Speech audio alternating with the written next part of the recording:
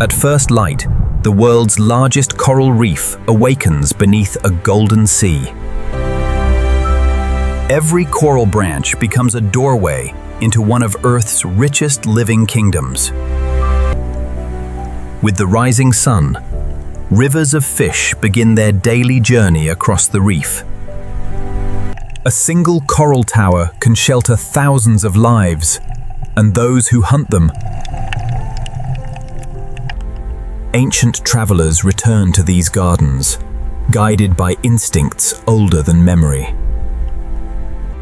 Among stinging tentacles, a small guardian finds safety in an extraordinary partnership. Beyond the open gardens lies a maze of hidden corridors and secret chambers. Along every reef wall, color conceals an endless struggle for survival. For the reef's smaller residents, every feeding journey carries an unseen risk. Safety lies in numbers, where thousands of bodies move as though they were one. Parrotfish reshape the reef with every bite, turning ancient coral into new islands of sand. Even the quietest inhabitants harvest the sunlight that pours into these shallow seas. Where ocean currents meet the reef, life grows in spectacular abundance. Above the coral valleys, graceful wanderers ride invisible rivers through the sea. But beyond the color, a shadow is already beginning its morning patrol. In the crowded reef, patience can be more powerful than speed. Beneath the coral rubble waits a hunter, armed with extraordinary vision and explosive strength. Every surface is searched, and every crevice may hide a precious meal. In this beautiful city, even the smallest residents must defend a place of their own. A blacktip reef shark follows the natural highways that weave between the coral. Across the shallow reef flat, sunlight fuels an explosion of movement and color.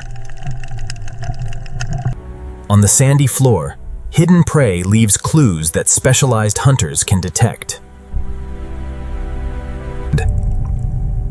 At miniature scale, the reef contains worlds that larger travelers never notice. The reef's shaded ledges offer refuge by day, but refuge is never guaranteed. At a busy cleaning station, old rivals briefly surrender to the needs of survival. Even a powerful shark depends upon the service of creatures small enough to fit inside its mouth. Swift hunters move between reef and open sea, searching for the first sign of weakness. Every arch and passage redirects the current and the lives carried within it. Some hunters survive by becoming almost indistinguishable from the reef itself.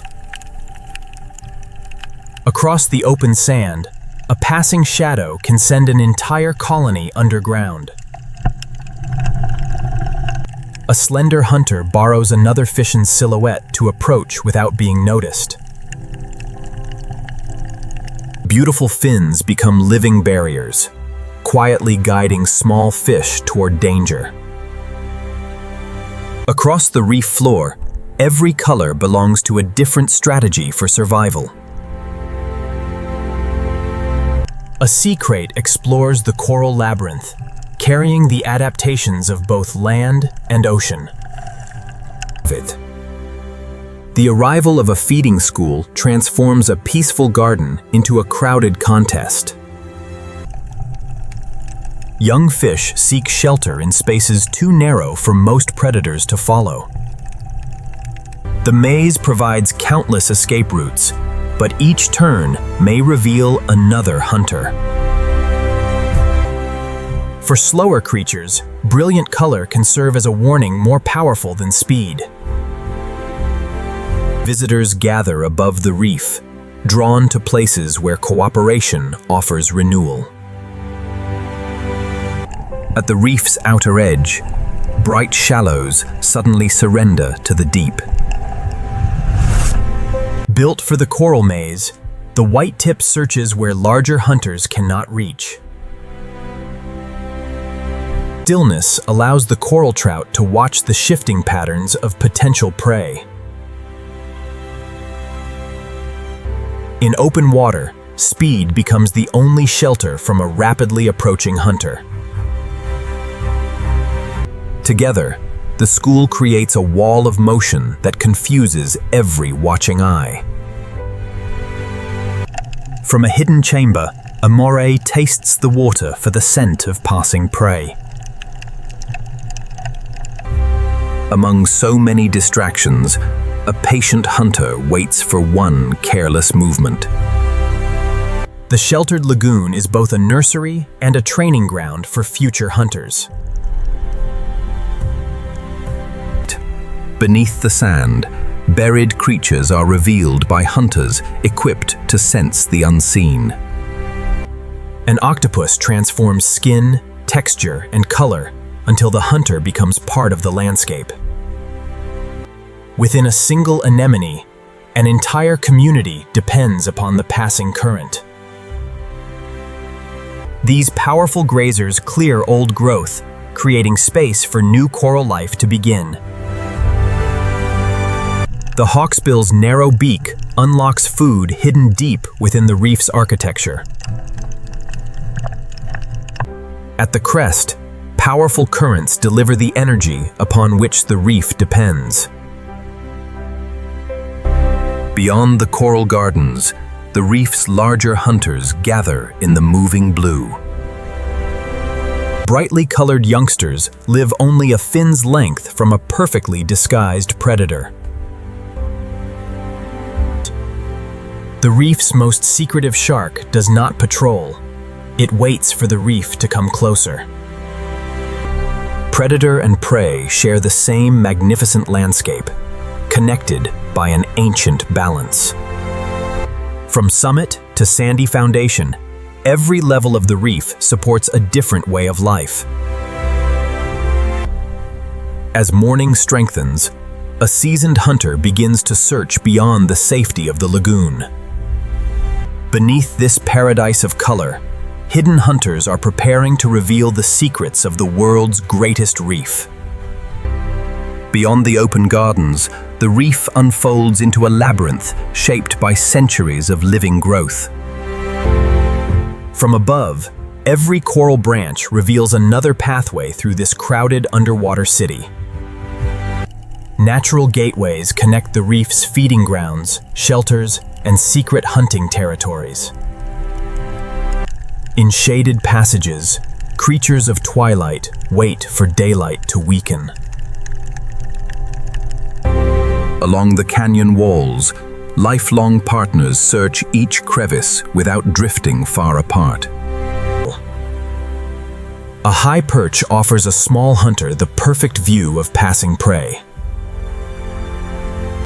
Layer upon layer of coral creates neighborhoods divided by depth, light, and current.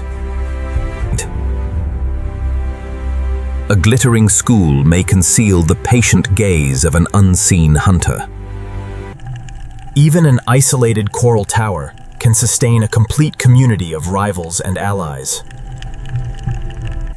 A flexible body allows the moray to hunt through passages inaccessible to most reef predators. On the open sand, constant searching can bring foragers dangerously close to a hidden ambush. Beneath the coral canopy, elaborate fins quietly restrict every possible escape. On the reef's vertical walls, currents deliver food to forests that never touch the sunlight above. For young fish, every coral shadow offers a temporary refuge from the open water. Within the reef's smallest valleys, a new generation begins under constant protection. Unlike many sharks, The white tip can rest while water continues flowing across its gills. Every opening reveals another chamber and another route through the living maze. Where plankton-rich currents accelerate, thousands of tiny fish gather to feed. Beneath the broken coral, a powerful miniature hunter fortifies its private chamber. In the most intricate habitats, survival belongs to those who perfectly imitate their surroundings. Sunlight enters through openings carved by waves, illuminating a sanctuary beneath the reef. Experienced travelers use familiar ridges to navigate the reef's immense complexity. Within confined channels, a school's greatest strength can become a dangerous limitation. From the deepest chamber emerges one of the reef's most imposing residents. At this peaceful crossroads, hunger briefly gives way to cooperation. A coral pinnacle concentrates life from the seafloor to the brightly illuminated surface. In the warm shallows, young sharks learn every bend of their protected territory. A sea crate searches with patience, exploring one coral chamber after another. By copying the rhythm of drifting leaves, a motionless predator escapes detection. Overhead, familiar landmarks guide reef fish through pathways hidden from human eyes. As the tide strengthens, the maze becomes a network of fast-moving feeding corridors. The same current that brings food also carries the scent of opportunity to distant hunters. Protected beneath each ledge, delicate fish avoid the full force of the rushing water. Color and posture allow the trumpetfish to vanish among the reef's upright branches. Living jewels line the passage, sustained by sunlight and protected within massive shells. Within the maze, even a single anemone contains overlapping territories and fragile alliances. Different species share the same chamber, each selecting its own level within the water. Collective movement allows the school to negotiate the reef's sharpest turns without collision. Two very different hunters observe a corridor where their territories briefly meet. Large grazers open new routes, and an entire procession benefits from their passage. The smallest entrances lead to chambers protected from nearly every large predator. Years of experience allow the hawksbill to move effortlessly through the crowded architecture.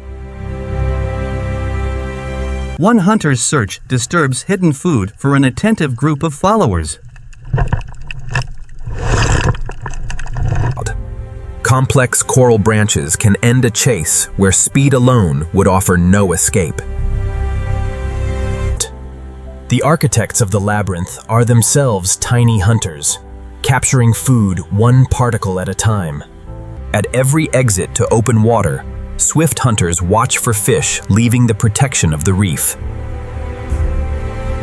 For a vulnerable juvenile, unusual movement may help discourage a curious predator. The school divides and reunites in an instant, responding to the reef as a single intelligence. Perfect camouflage allows a wobbegong to disappear at the center of a busy passage. Only a few meters separate the reef's quiet chambers from the dazzling activity above. Two cautious travelers rely on very different defenses within the same narrow street.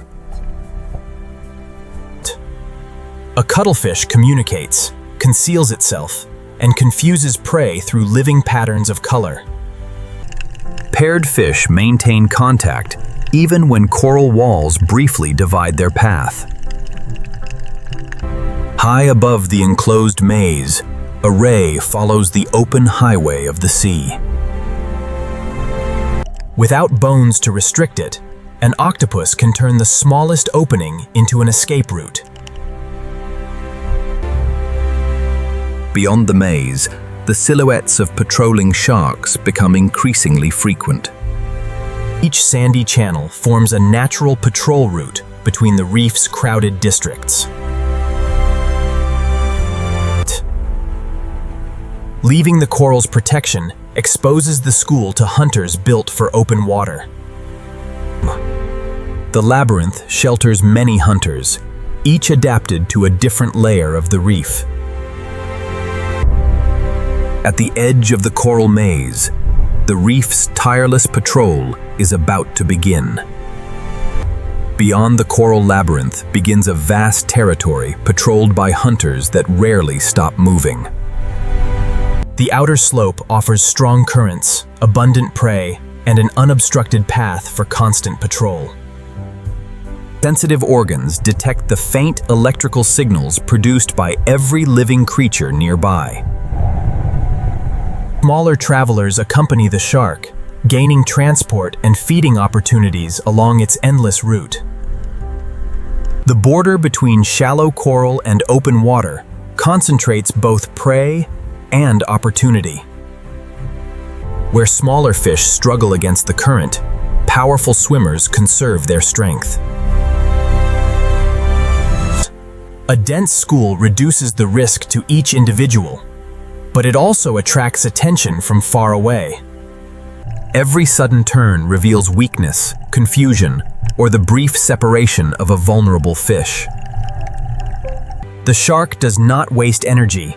It waits for the school to make the first mistake. Another hunter watches from still water, relying on sudden acceleration instead of constant movement. Even a tireless patrol must pause where tiny cleaners remove parasites and damaged tissue. In the protected shallows, young blacktips practice the movements that will define their adult lives. The slender whitetip investigates spaces that remain inaccessible to larger, open-water hunters. From deeper water arrives a larger visitor, marked by the brilliant white edges of its fins. Not every hunter uses the same strategy. Speed and endurance divide the reef's opportunities. Above the patrol routes, eagle rays cross the reef with effortless, wing-like movements. Most encounters end without conflict, for a hunter cannot afford to pursue every creature it sees. Far beyond the coral wall, specialized hunters navigate the open sea with extraordinary precision. While sharks patrol the boundary, smaller predators control the reef's enclosed territories. Each shark follows a familiar circuit, repeatedly examining the reef's busiest corridors. A sudden arrival transforms the reef crest into a moving concentration of food. Hunters arrive from different directions, drawn to the same enormous gathering. The shark accelerates only when the school's tightly packed formation limits its escape routes. A wave of reflected sunlight travels through the school as danger moves below.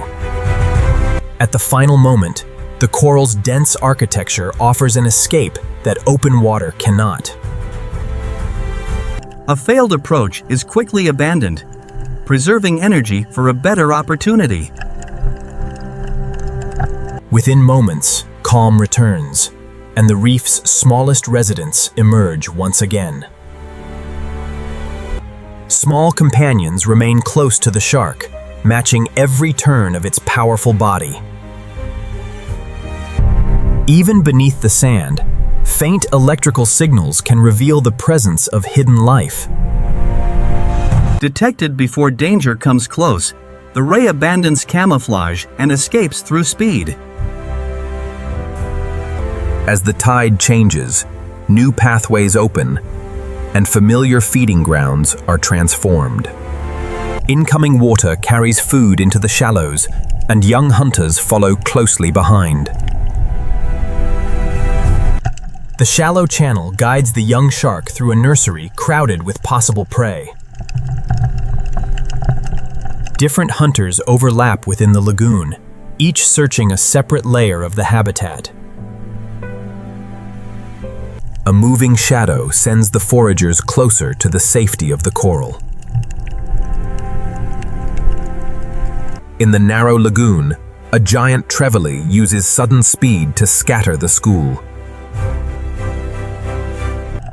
The confusion created by one hunter becomes an opportunity for others nearby. Collective movement closes the gaps, allowing the school to reach protected water together. Farther offshore, an experienced patrol pauses once more at a trusted cleaning station. Old scars record years of competition, difficult pursuits, and survival in the open reef. Restored, the shark returns to a patrol that may continue for many kilometers. By spreading across the slope, the sharks examine different depths without gathering in one place. Two species share the same ravine while searching entirely different parts of it. Each circuit teaches the young shark where prey hides and where escape routes begin. At the final coral ledge, the familiar reef gives way to the uncertainty of the deep. Barracuda gather above the wall, conserving energy while watching the open water. Rays rise through the sunlit water, briefly leaving the reef's crowded patrol routes below. Its companions shift with the current, but never allow the moving shelter to drift far away. Where opposing currents meet, plankton and fish gather in extraordinary numbers. The narrowing current compresses the school into a passage, watched by several hunters. One sudden approach tests the strength and coordination of the entire school. Once again, perfect coordination denies the hunter an easy opportunity. Tension dissolves quickly, and the reef returns to its endless rhythm of feeding and movement. An ancient grouper controls the cavern below, leaving the open water patrol to the shark. From the deeper channel arrives a larger and more versatile hunter, the tiger shark. Its presence subtly changes the patrol, opening space around the reef's most powerful visitor. The tiger shark investigates many possibilities, yet most encounters pass without a chase. From shallow nursery to deep channel, each shark occupies a different layer of the reef.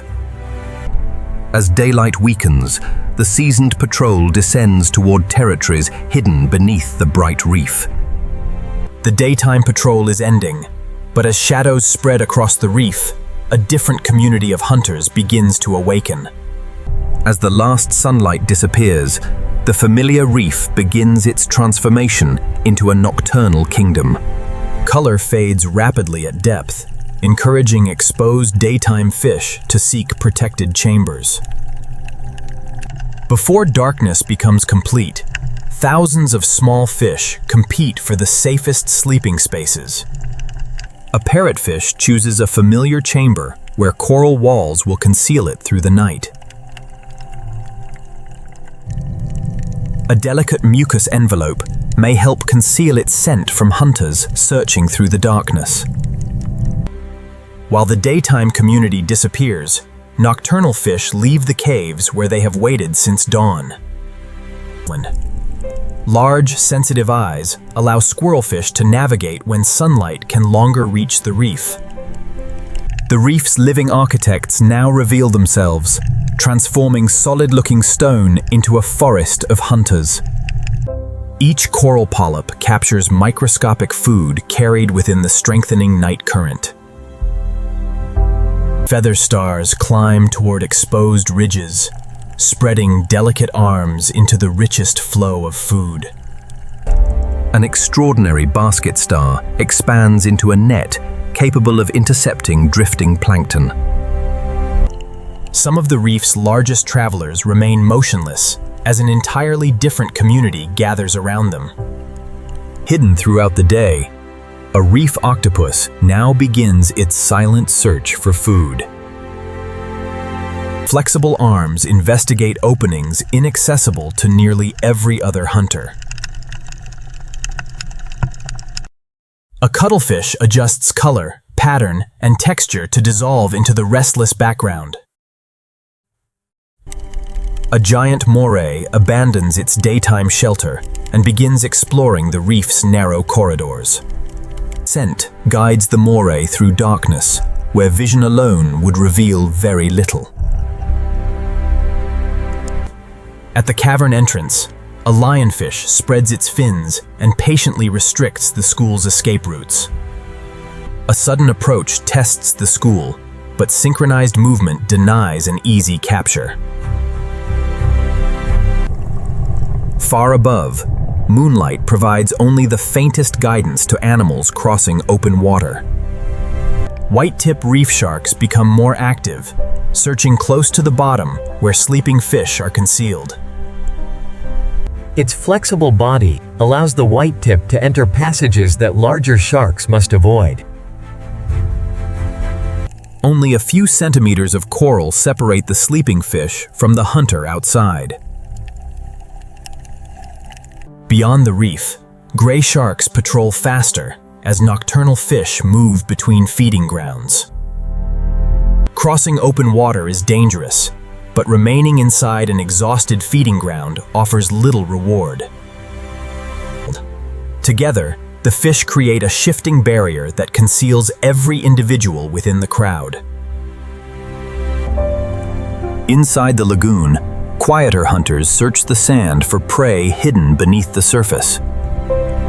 The ray uncovers buried animals, creating opportunities for smaller followers in its wake. Protected by armor and sensitive antennae, a spiny lobster ventures beyond its daytime shelter. Moving together reduces the danger of crossing open ground during the darkest hours. A decorator crab carries its camouflage wherever it travels, becoming part of the reef itself. Across the reef floor, an army of scavengers gathers fragments that would otherwise accumulate. Brilliant warning colors advertise chemical defenses that make this delicate traveler difficult to eat. For an emperor shrimp, a slow-moving sea cucumber provides both transport and protection. By recycling organic material, sea cucumbers help keep the reef's sandy foundations healthy. Under darkness, creatures hidden within the rubble transform the apparently empty seafloor. A cone snail advances with extraordinary patience, guided by chemical traces across the sand. A sea crate searches the deepest openings, holding its breath as it explores the submerged maze. However successful the search, the air-breathing hunter must repeatedly return to the surface. Disturbed plankton releases brief flashes of living light into the darkness. Flashlight fish control their natural signals, maintaining contact while confusing potential hunters. Each night, countless small animals rise from deeper water to feed near the surface. A young squid remains nearly invisible, revealing its presence only through momentary changes of color. On a few carefully timed nights, moon, temperature, and tide prepare the reef for a remarkable event. Each bundle carries the ingredients of a future colony into the surrounding sea. Across the reef, countless colonies release together, overwhelming the currents with new life. The event creates a temporary feast, drawing hungry fish from every layer of the reef. Carried beyond their parent colonies, reproductive cells meet and begin the next generation. The current scatters the reef's descendants across distances their immobile parents could never travel. For one extraordinary night, hunters, prey, and reef builders are united within the same current. As the spawning cloud disperses, intimate partnerships continue inside protected chambers. Trust allows a tiny shrimp to enter the jaws of a predator and remove hidden parasites. At the center of the nocturnal traffic, a wobbegong disappears beneath its extraordinary camouflage. Stillness requires little energy, allowing the ambush hunter to wait for opportunity to come close. One sudden movement breaks the silence, but the alert school escapes into branching coral. After hours of feeding, the reef detects the first subtle signs of approaching dawn.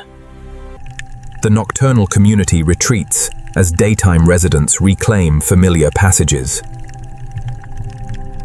Before sunlight exposes its movements, the octopus returns to a carefully concealed chamber. Night hunters settle into shelter as sunlight restores color and activity to the upper reef. With daylight returning, vast ocean travelers approach the reef to follow the morning current. Drawn by the morning current, manta rays arrive from open water to visit the awakening reef. Broad fins carry these ocean travelers with remarkable efficiency across the reef.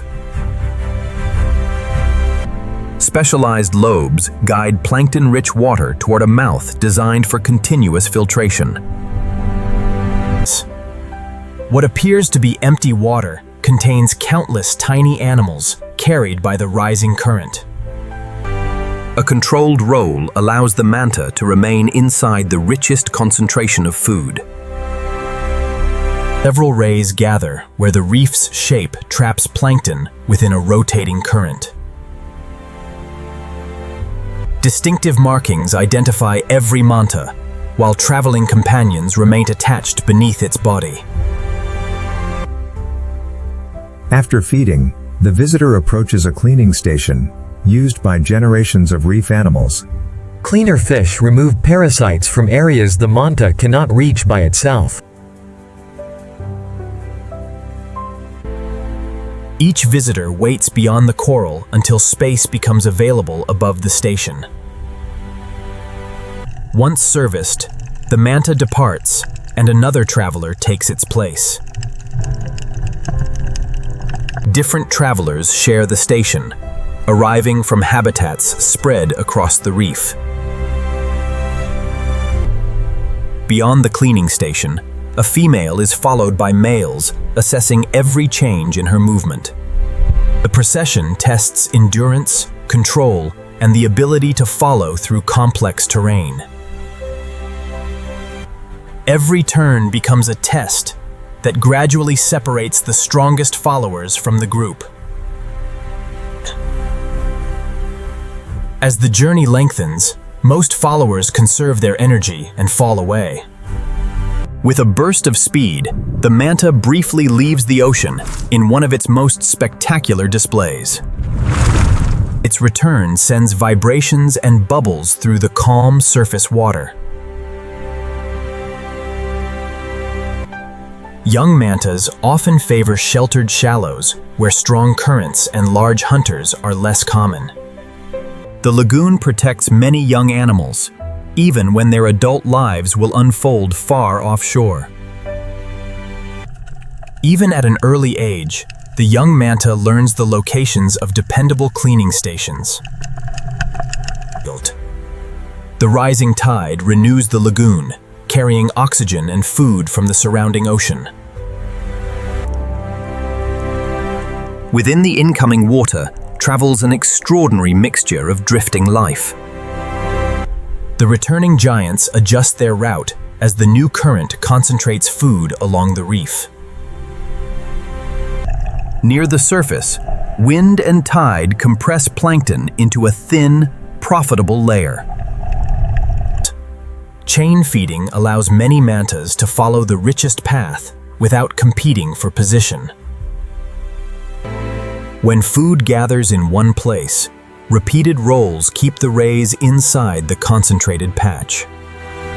At the current boundary, coordinated movement creates a rotating procession of feeding giants. Every feature of the manta's head directs water toward its specialized filtering structures. Food is retained while filtered water passes outward through the gill openings. Reef fish share the plankton-rich current, feeding at a scale far smaller than the mantas. Despite its enormous mouth, the manta does not pursue fish. It is built to collect far smaller prey. Below the feeding rays, faster hunters pursue an entirely different source of food. One current supports filter feeders above and active predators along the reef beneath them. For smaller fish, the moving shadow of a manta can provide temporary shelter in open water. When the concentration disperses, the gathering dissolves as quickly as it formed. From beyond the continental shelf arrives the largest fish in the ocean, the whale shark. Two very different giants meet where the reef concentrates the same drifting food. The whale shark filters immense volumes of water while moving steadily through the current. Plentiful food allows several enormous filter feeders to share the same water without conflict. A traveling community accompanies the giant, using its body for shelter and transport. No two patterns are identical, allowing individual whale sharks to be recognized throughout their journeys. A new plume leaving the reef redirects every filter feeder toward the outer channel. Different forms of movement allow each ray and shark to exploit a separate layer of the current. The reef reshapes the current, guiding food and travelers through predictable corridors. Inside the channel, accelerating water demands precise control from every passing giant. Eagle rays cross the channel using steady wing beats to hold their position above the reef. Air-breathing turtles cross the path of the rays as they return toward the surface. Dolphins arrive from offshore, following fish schools gathered along the current boundary. Speed and cooperation allow the dolphins to examine a moving wall of fish. For a brief moment, two intelligent ocean travelers share the same path above the reef. Beyond the feeding grounds, the manta follows the reef toward the boundary of the continental shelf. At the shelf edge, the solid landscape disappears, and the open ocean begins. Here, survival depends on navigation through a world with few visible landmarks. A wavering boundary marks the transition between warm surface water and the cooler ocean below. With feeding complete, the manta descends toward deeper currents hidden beneath the sunlit layer. Pelagic fish use the same submerged boundary as a highway between reef and open sea. As the current weakens, the gathering disperses, and each traveler resumes a separate journey. The reef has provided food, shelter, and care, but the manta's world extends far beyond coral. Below the reef lies a boundless blue frontier, where the next community survives without shelter from the open sea. Beyond the shelter of coral begins an open realm defined by depth, distance, and constant movement. With no solid landmarks, travelers navigate through currents, sunlight, temperature, and the Earth's magnetic field. Yellowfin tuna are built for continuous speed, carrying warmth and oxygen efficiently through powerful muscles. Every curve reduces resistance, transforming muscular effort into sustained forward motion. Temperature boundaries divide the ocean into layers, each offering different concentrations of food and oxygen. Where opposing water masses meet, tiny drifting animals gather and support much larger schools.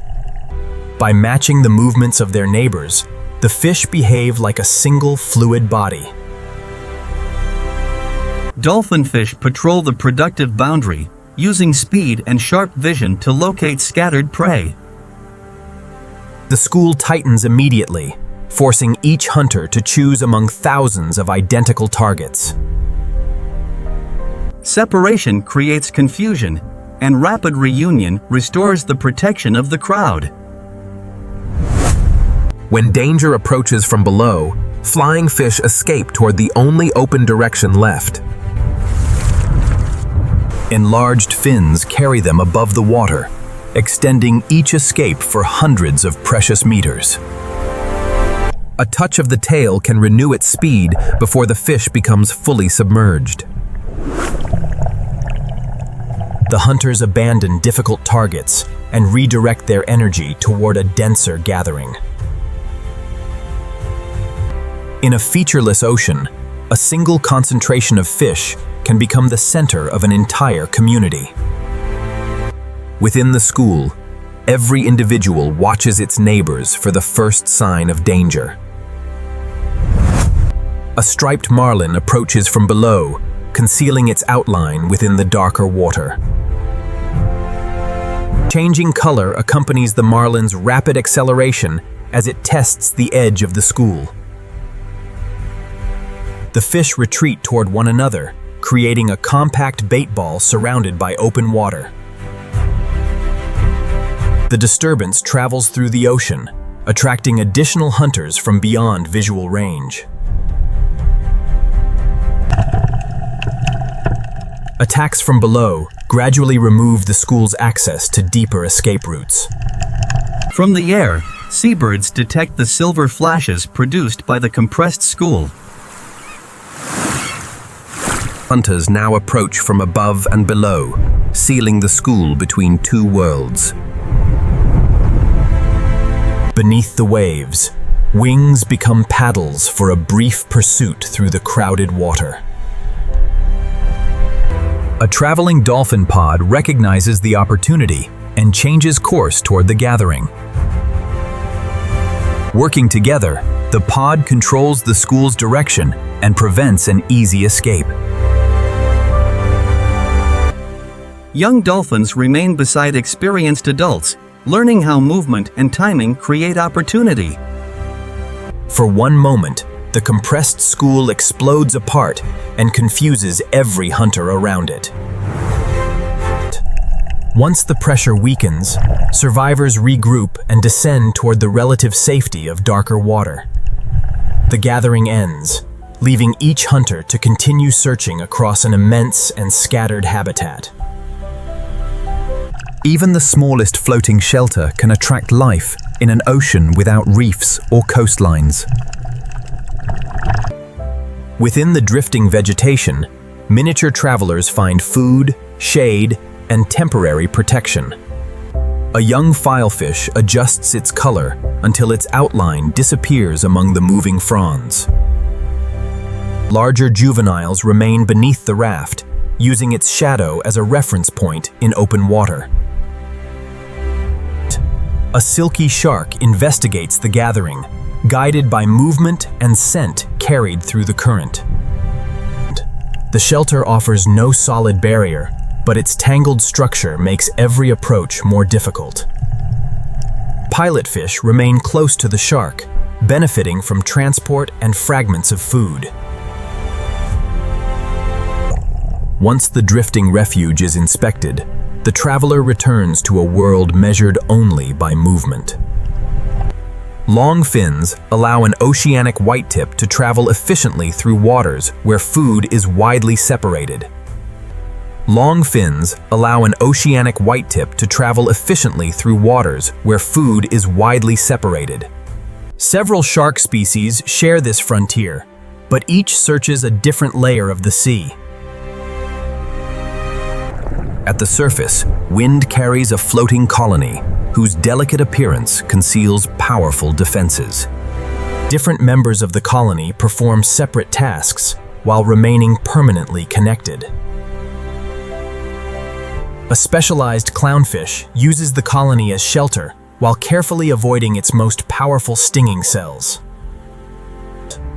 Nearby, a blue dragon uses trapped air to remain suspended beneath the boundary between sea and sky. Its mirrored colors provide camouflage against bright sky above and dark water below. Wind and current gather unrelated travelers into temporary communities stretching across the surface. Below the wind-driven surface, transparent salps filter microscopic life from the surrounding water. Rhythmic contractions provide movement while continuously drawing food-rich water through each body. When conditions are favorable, salps multiply rapidly and transform the open water around them. By carrying captured carbon downward, these fragile animals connect the surface with the deep ocean. As daylight fades, pilot whales arrive above the slope where deep-water prey will soon begin to rise. Strong social bonds keep calves close to experienced relatives during long journeys across open water. Before descending, the pod returns repeatedly to the surface and replenishes its oxygen reserves. With darkness approaching, the hunters descend toward prey concealed hundreds of meters below. In the fading light, echolocation reveals objects that vision can no longer detect. Below the whales, Earth's greatest daily migration is beginning in near-total darkness. A lanternfish carries its own controlled light, matching the faint glow filtering from above. Hunters descend while their prey rises, bringing two hidden communities together within the twilight zone.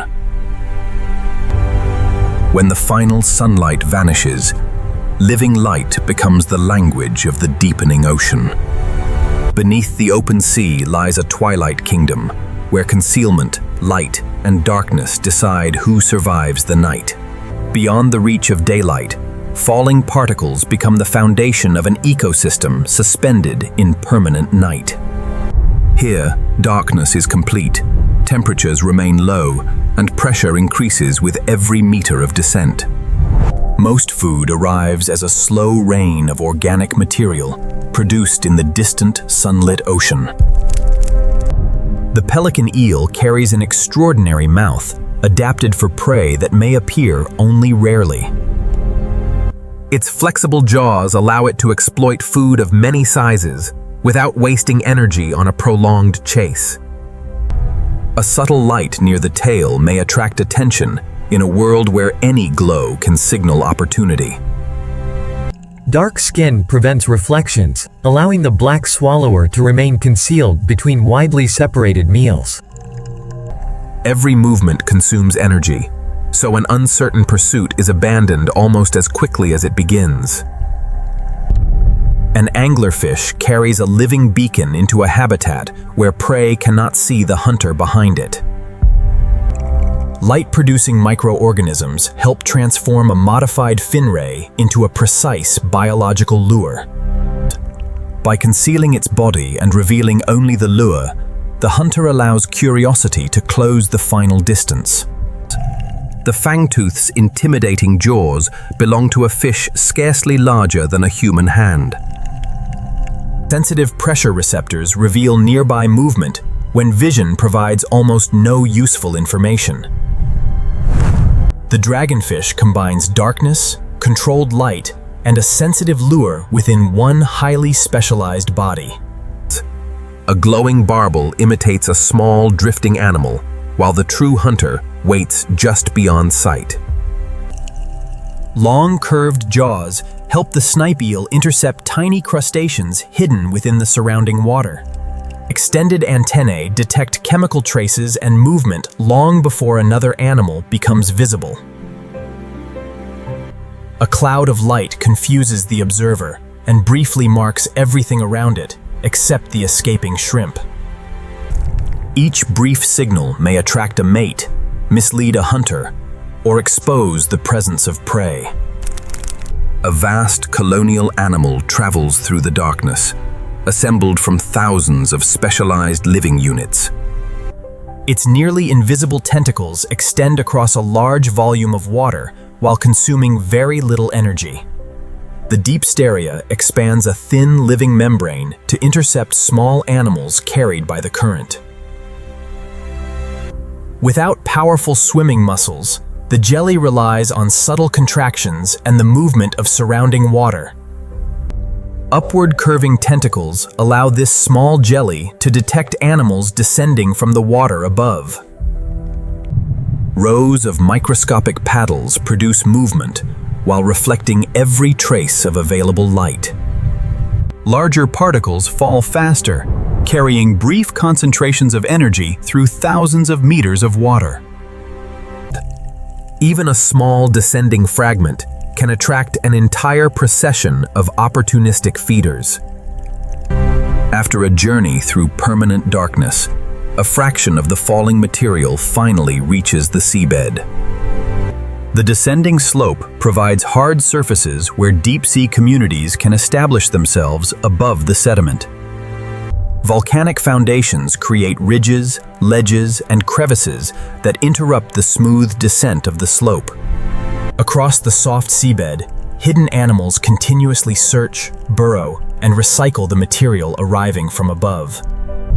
Some of the largest single-celled organisms on Earth build delicate structures across the deep seafloor. A sea cucumber processes the thin, nutritious layer deposited upon the seabed, one mouthful at a time. Scattered deposit feeders redistribute nutrients and oxygen as they travel across the quiet bottom.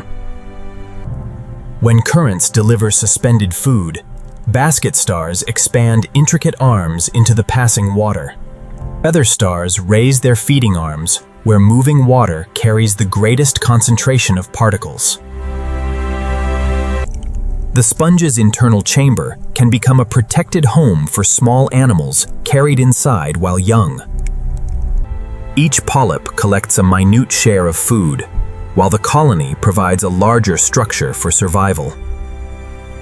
Squat lobsters use the coral forest as both shelter and an elevated platform for collecting food.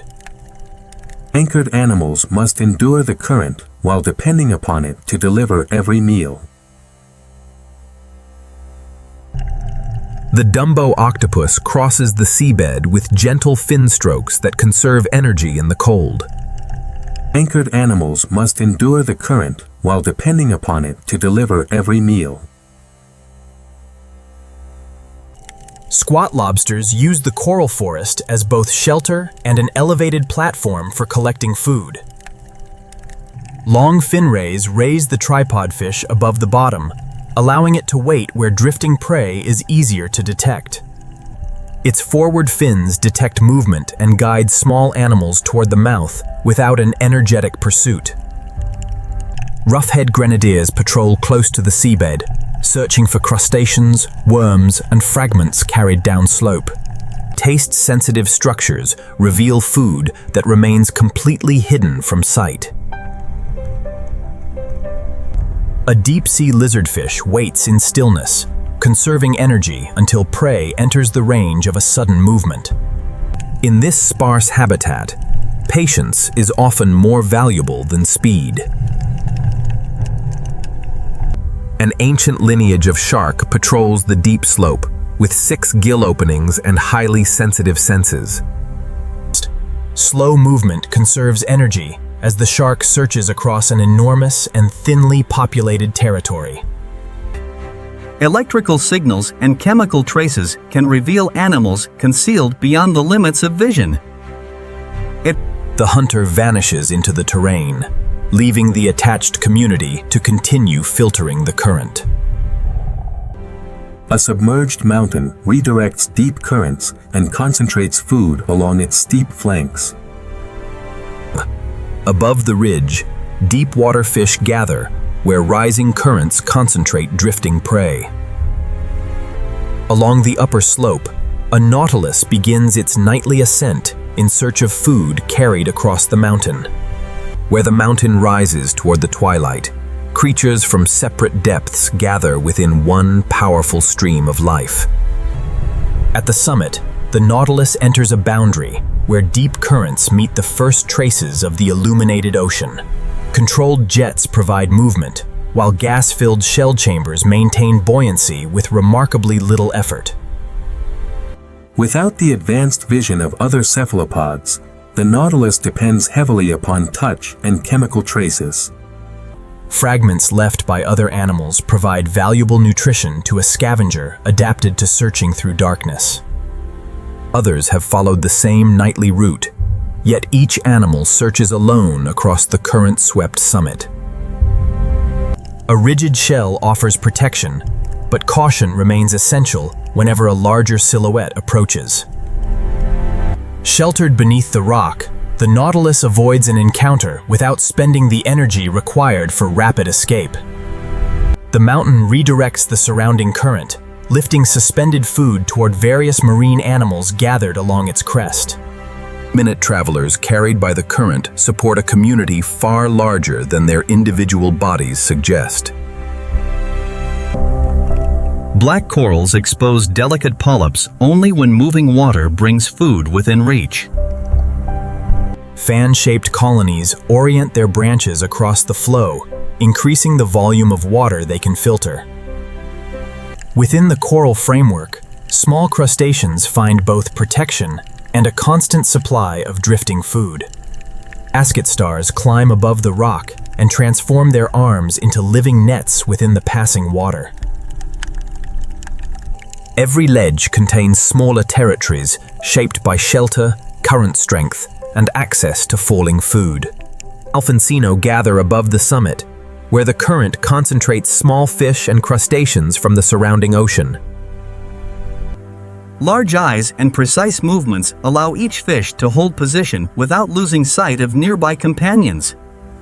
The school reshapes itself around the terrain while preserving the safety created by many watchful individuals.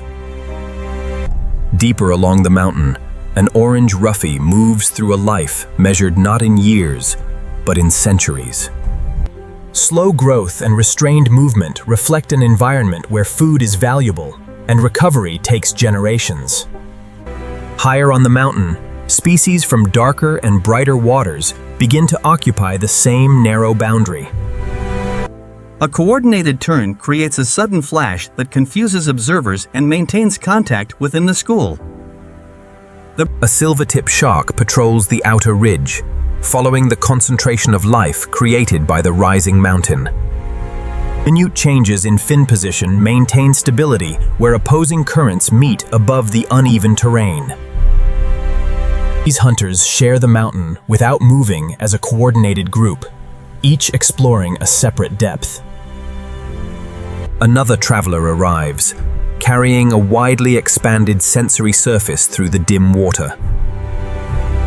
Sensory organs distributed across the head help detect faint electrical signals and chemical traces near the seabed.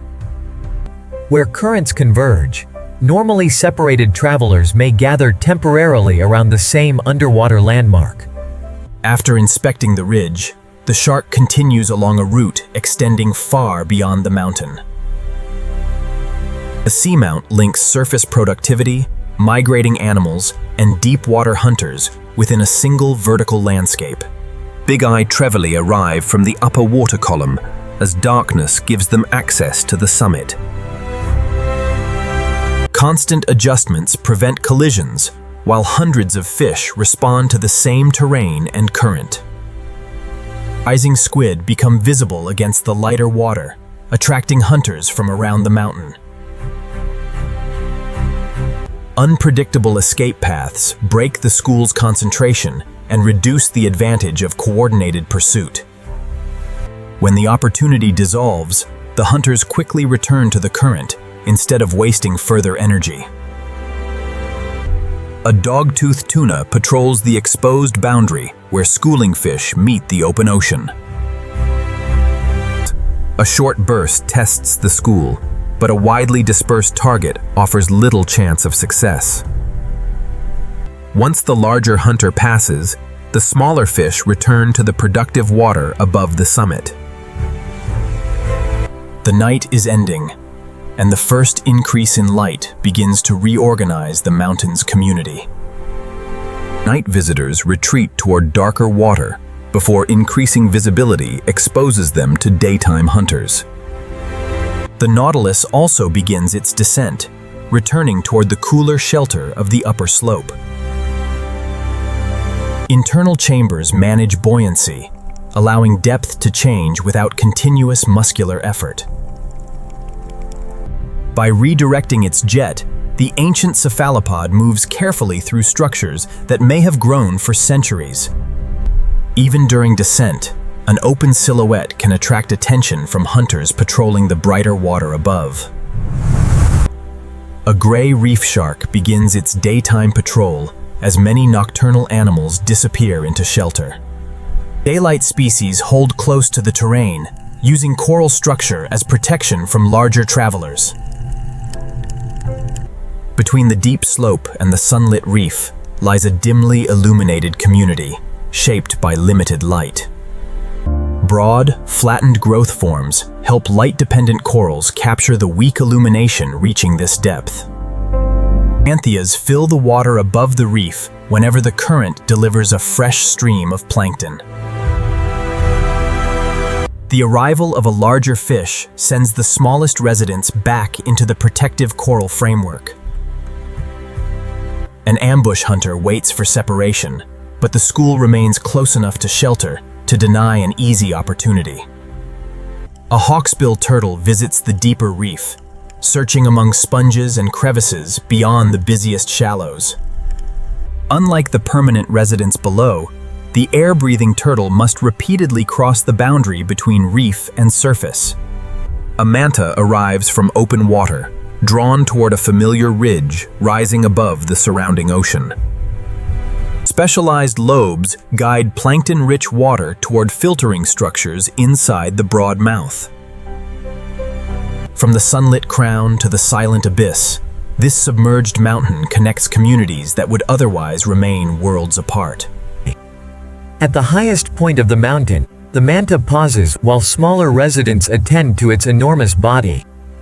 The cleaner wrasses search the skin for parasites and damaged tissue, receiving food in return for their service. Another visitor waits nearby, following an established pattern that allows each animal time above the station. When the cleaning session ends, the manta resumes its journey, and the small fish return to their familiar shelter. With barely visible effort, the ray leaves the mountain and crosses once more into the open coral sea. As daylight strengthens, the summit transforms from a nocturnal gathering place into a brilliantly colored reef. Many coral polyps withdraw during the day, while microscopic algae within their tissues begin harvesting sunlight. The coral's branches create a refuge where small fish can retreat within moments of danger. Chromis leave the shelter of the reef whenever the current delivers suspended food. A passing hunter compresses the school, demonstrating how quickly open water can become dangerous. A parrotfish removes algae from the reef, preventing fast-growing competitors from covering young corals. Fused teeth form a strong scraping surface capable of processing algae attached firmly to limestone. Material processed by grazing fish contributes gradually to the pale sand accumulating between coral formations. Sturgeonfish graze in numbers, overwhelming the defenses of small territorial fish, guarding productive patches of algae. A damselfish protects a carefully maintained garden that provides food within a small and fiercely defended territory. Paired rabbitfish move across the reef together, combining constant grazing with shared vigilance. Light-sensitive structures detect sudden shadows, warning the clam when a possible threat passes overhead. Christmas tree worms expose delicate crowns that gather suspended particles and exchange gases with the water. The slightest disturbance triggers an immediate retreat into chambers hidden within the coral skeleton. Bold markings remain visible, even within the broken light and shadow of the complex reef. Braids. Temporary restraint allows a small cleaner to approach an animal that might otherwise regard it as prey. Long antennae advertise another cleaning station, concealed within the reef's narrow passages. The moray's open mouth is not a threat, but part of the continuous movement that carries water across its gills. Trust at the cleaning station creates a brief exception to the usual relationship between hunter and smaller prey. Color-changing cells and flexible skin allow an octopus to merge with the texture of the reef. Sensitive suckers explore hidden spaces where small crustaceans remain beyond the reach of most fish. A larger silhouette triggers stillness, allowing camouflage to replace the need for a costly escape. Goatfish use taste-sensitive barbels to locate animals concealed beneath the sand. Other fish follow the forager, searching through material exposed by its movement. Powerful jaws and directed water allow a triggerfish to investigate food hidden beneath loose reef material. A narrow mouth allows butterfly fish to feed precisely across the uneven surface of coral colonies. Long-term partners remain within sight as they search through a shared feeding territory. Although completely adapted to the ocean, the sea snake must still reach the surface to breathe. A streamlined body carries the snake upward with slow movements that conserve oxygen. One brief breath restores the oxygen required for another journey through the reef. Air-breathing reptiles repeatedly connect the reef below with the atmosphere above. The turtle follows familiar passages through a landscape, offering both feeding areas and sheltered resting places. Within a sheltered recess, the turtle can rest while small grazers investigate growth upon its shell. Beyond the coral crown, barracuda gather where clear water provides a broad view of approaching prey. The possibility of pursuit reshapes both schools, but distance prevents the encounter from developing further. Fusiliers gather in moving water, combining efficient plankton feeding with the protection of a large school. A giant trevally searches the edge of the school for individuals separated by terrain or current. The school uses the reef itself as a barrier, forcing the hunter to choose between rapidly changing targets. A gray reef shark follows the boundary where concentrated fish meet the open sea. Remoras travel beneath the shark, conserving energy and feeding upon material left during its movements. The reef community adjusts its spacing while continuing to occupy the productive water. Unlike many sharks, the white tip can rest while muscular movements continue pumping water across its gills. A ribbon-tail ray hides its outline beneath the sand, while remaining alert to movement across the bottom. Undulating fins carry the ray across the channel without disturbing the coral rising on either side. A strengthening current reorganizes the reef, delivering food while demanding constant adjustment from every resident. Beyond the summit lies a gateway where tides compress the moving ocean, creating one of the reef's most demanding and productive habitats. Here, the rising tide is forced through a narrow gateway, transforming a gentle ocean flow into a powerful underwater river. The shape of the reef concentrates moving water, creating a corridor rich in oxygen and suspended food. Flexible colonies turn their feeding surfaces across the flow, collecting particles carried from the open sea. Thousands of individual polyps share the same branching skeleton, each gathering nourishment from the passing current. Small reef fish spend energy maintaining a position because the current delivers food directly to their territory. Each brief journey into open water balances the reward of feeding against the danger of being carried away. Fusiliers gather where the compressed current provides a continuous supply of plankton. Collective movement allows the school to remain within productive water while avoiding collisions with the uneven reef. Beyond the canyon, a cold water garden rises from the sediment, sustained by currents carrying the last traces of life from above. Beyond the canyon, a cold water garden rises from the sediment, sustained by currents. Generation after generation, slow-growing corals have transformed scattered rocks into a complex landscape of ridges and valleys. Unlike tropical corals, these colonies require no sunlight, capturing drifting plankton directly from the dark water. Each polyp intercepts only a tiny meal, yet thousands working together can sustain the entire colony. New growth rises upon the remains of earlier generations, steadily increasing the height and complexity of the mound. Within the branching skeleton, countless chambers provide refuge from both the current and larger hunters. A squat lobster feeds from a protected perch, collecting particles that escape the coral polyps above. Long legs distribute the crab's weight across the uneven ground as it searches the mound for scattered food. Every projecting structure alters the flow, creating small regions of shelter across the exposed basin. Glass sponges build intricate skeletons of silica, lifting their filtering surfaces into cleaner moving water. A continuous internal current draws bacteria and microscopic particles through the sponge's porous body. Some sponge chambers become permanent shelters, protecting small crustaceans from the exposed seafloor. Different sponge species divide the available rock according to current speed, sediment, and access to suspended food.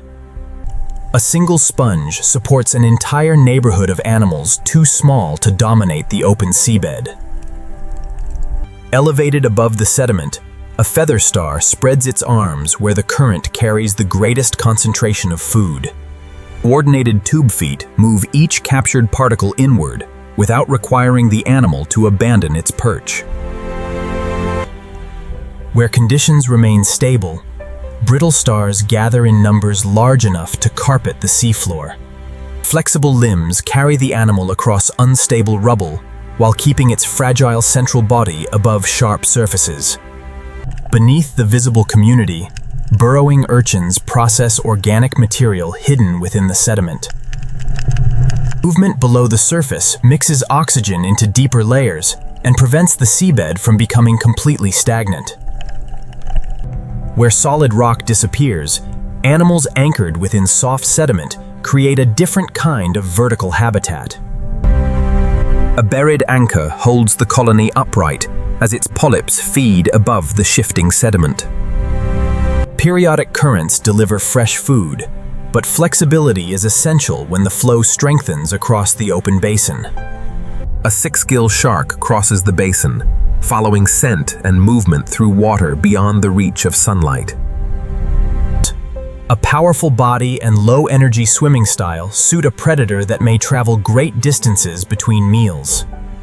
Nearby fish reduce their exposure, but the shark continues along the basin without beginning a pursuit. The visitor disappears into darkness, leaving only a brief change in the movement of the water. A smaller shark relies upon concealment, remaining almost invisible against the broken colors of the mound. Sensitive organs detect chemical traces carried through the reef, guiding the shark without the help of light. Its compact body allows it to investigate spaces inaccessible to the basin's larger predators. Slow-growing fish conserve energy in the cold, where every movement must be balanced against a limited supply of food. Small corrections keep the fish within the current while using almost none of the rapid movement common in shallower water. Grenadiers patrol close to the bottom, searching continuously for small animals and edible fragments. Chemical and tactile senses reveal food concealed beneath a surface where vision provides little advantage. A tripod fish converts its fins into supports, waiting above the seabed for drifting animals to reach its sensitive rays. In complete darkness, touch can provide information more reliable than sight, though not every contact brings food.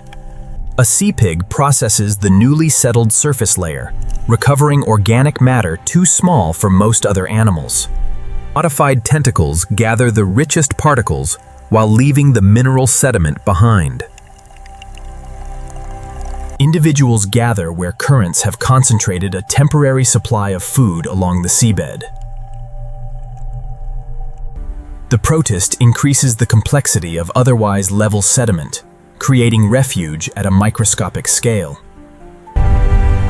Another powerful traveler moves through the basin with the slow efficiency demanded by cold water. A low metabolism allows the shark to remain active where food is unpredictable and temperatures remain near freezing. Smaller residents retreat into the reef framework until the large visitor has passed.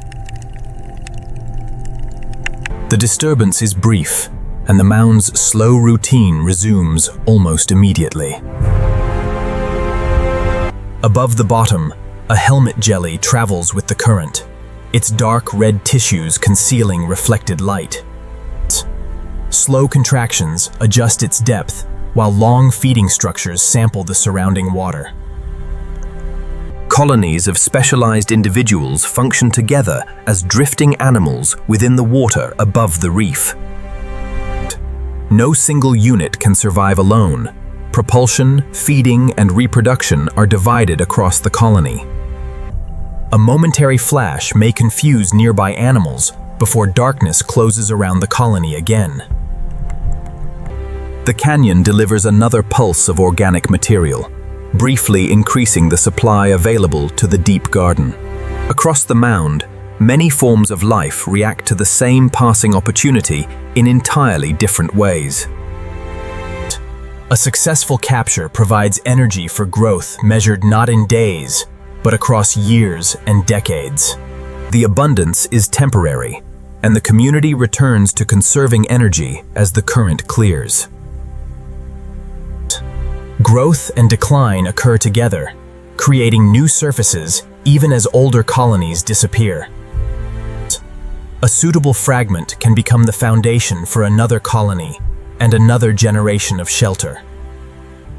Together, corals, sponges, and countless smaller animals form an oasis within an otherwise open sediment basin. Beyond the garden, exposed volcanic rock reveals that forces beneath the seabed continue to reshape the ocean floor. Along the fracture, chemicals rising from below support microbial growth, independent of anything produced by sunlight. Farther along the ancient fault, heat from the planet's interior creates a world powered not by the sun, but by the chemistry of the Earth itself. At the center of the field, heated fluids and cold seawater meet, creating one of the most extreme habitats on Earth. The dark plume is not smoke, but a suspension of minerals formed when superheated fluid enters the freezing ocean. Heated far beneath the seabed, the rising fluid can reach extraordinary temperatures while remaining liquid under immense pressure. As the fluid cools, dissolved metals combine with sulfur and solidify into countless microscopic crystals. Every layer records a different stage in the chimney's growth and the changing chemistry of the fluid within. Even the smallest fracture can redirect the flow and begin constructing a new mineral branch. Microorganisms occupy the boundary where temperature and chemistry remain suitable for life. These microbial films convert sulfur-rich chemicals into energy, forming the foundation of the vent food web. Vent shrimp gather where warm water supplies the chemicals needed by the bacteria associated with their bodies. Vision has become less important here, while specialized sensory tissues help the shrimp detect faint radiation from hot vents. Within protected chambers, bacterial partners receive a constant supply of oxygen and vent chemicals. Survival depends upon remaining close enough to the chemical source without crossing into lethal heat. Farther from the intense flow, vent mussels form extensive beds across mineral-enriched rock. Bacteria living within the mussel's gills manufacture nourishment from chemicals carried through the surrounding water. The spaces between adult shells provide young animals with protection from current and mobile predators. Mobile scavengers recover material that falls between the tightly packed shells. At the colony's margin, squat lobsters collect food carried from the more productive center. Armored worms exploit narrow passages where larger vent animals cannot follow. Protected within a tube, the worm reaches into moving water to collect suspended particles. Anemones occupy cooler surfaces where currents carry plankton past the edges of the vent community. Flexible tentacles respond to every change in flow while the animal remains fixed to the chimney. A specialized fish patrols the spaces between colonies, guided by scent and movement rather than distant vision. Small crustaceans disappear into the rock before the slow-moving hunter can investigate their shelter. Predators move between isolated colonies, while the smaller residents remain concentrated around active flow. Tiny limpets harvest microbial growth from surfaces too cool for the larger vent specialists. Slow grazers convert bacterial production into food available to animals throughout the community. Slow grazers convert bacterial production into food available to animals throughout the community. Minute crustaceans occupy the narrow layer where microbial food is abundant and temperatures remain tolerable. Minute crustaceans occupy the narrow layer where microbial food is abundant and temperatures remain tolerable. Fragments of microbial growth leave the vent and carry chemically produced energy into the darker water beyond. Fragments of microbial growth leave the vent and carry chemically produced energy into the darker water beyond. Not every vent produces a black plume. Cooler fluids can precipitate lighter minerals rich in barium, calcium, and silicon. Not every vent produces a black plume.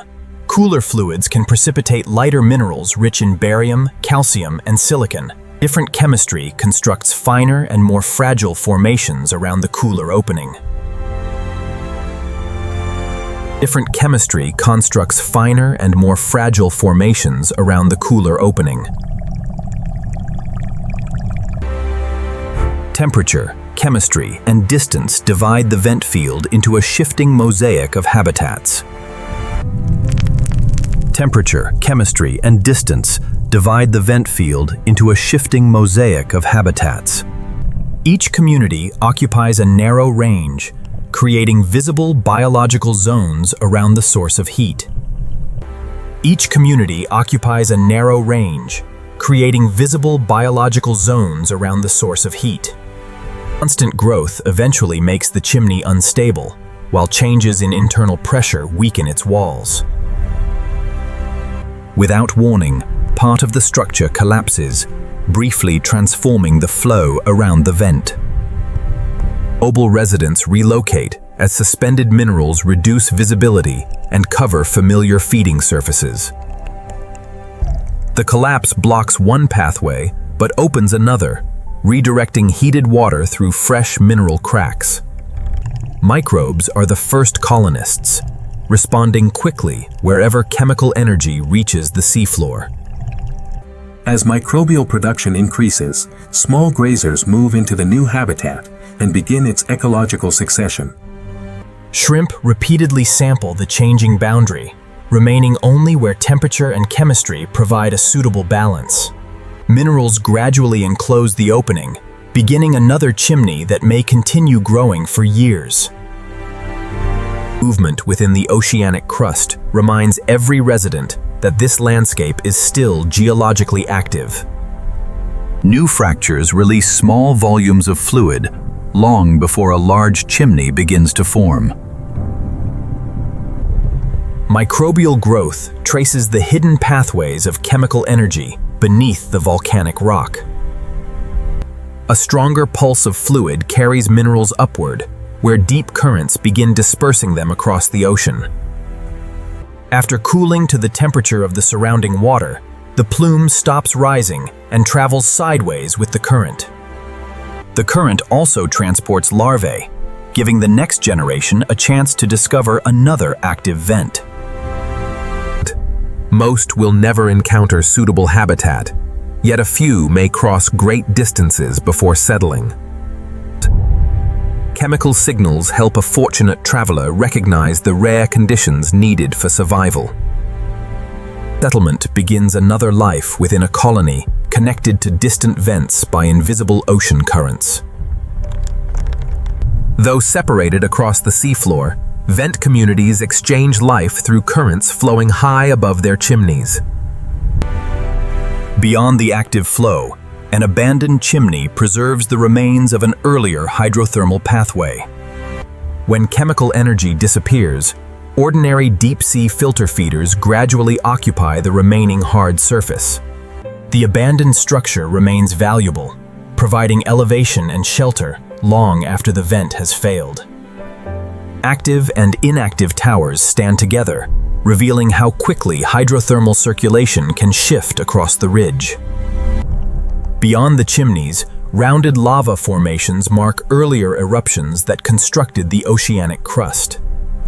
Once the volcanic rock cools, its rough surface becomes a foundation for slow-growing deep-sea animals. A deep-sea octopus crosses the ridge, disguising its outline against a landscape broken by shadows. Sensitive suckers examine spaces hidden from view, detecting both texture and chemical traces.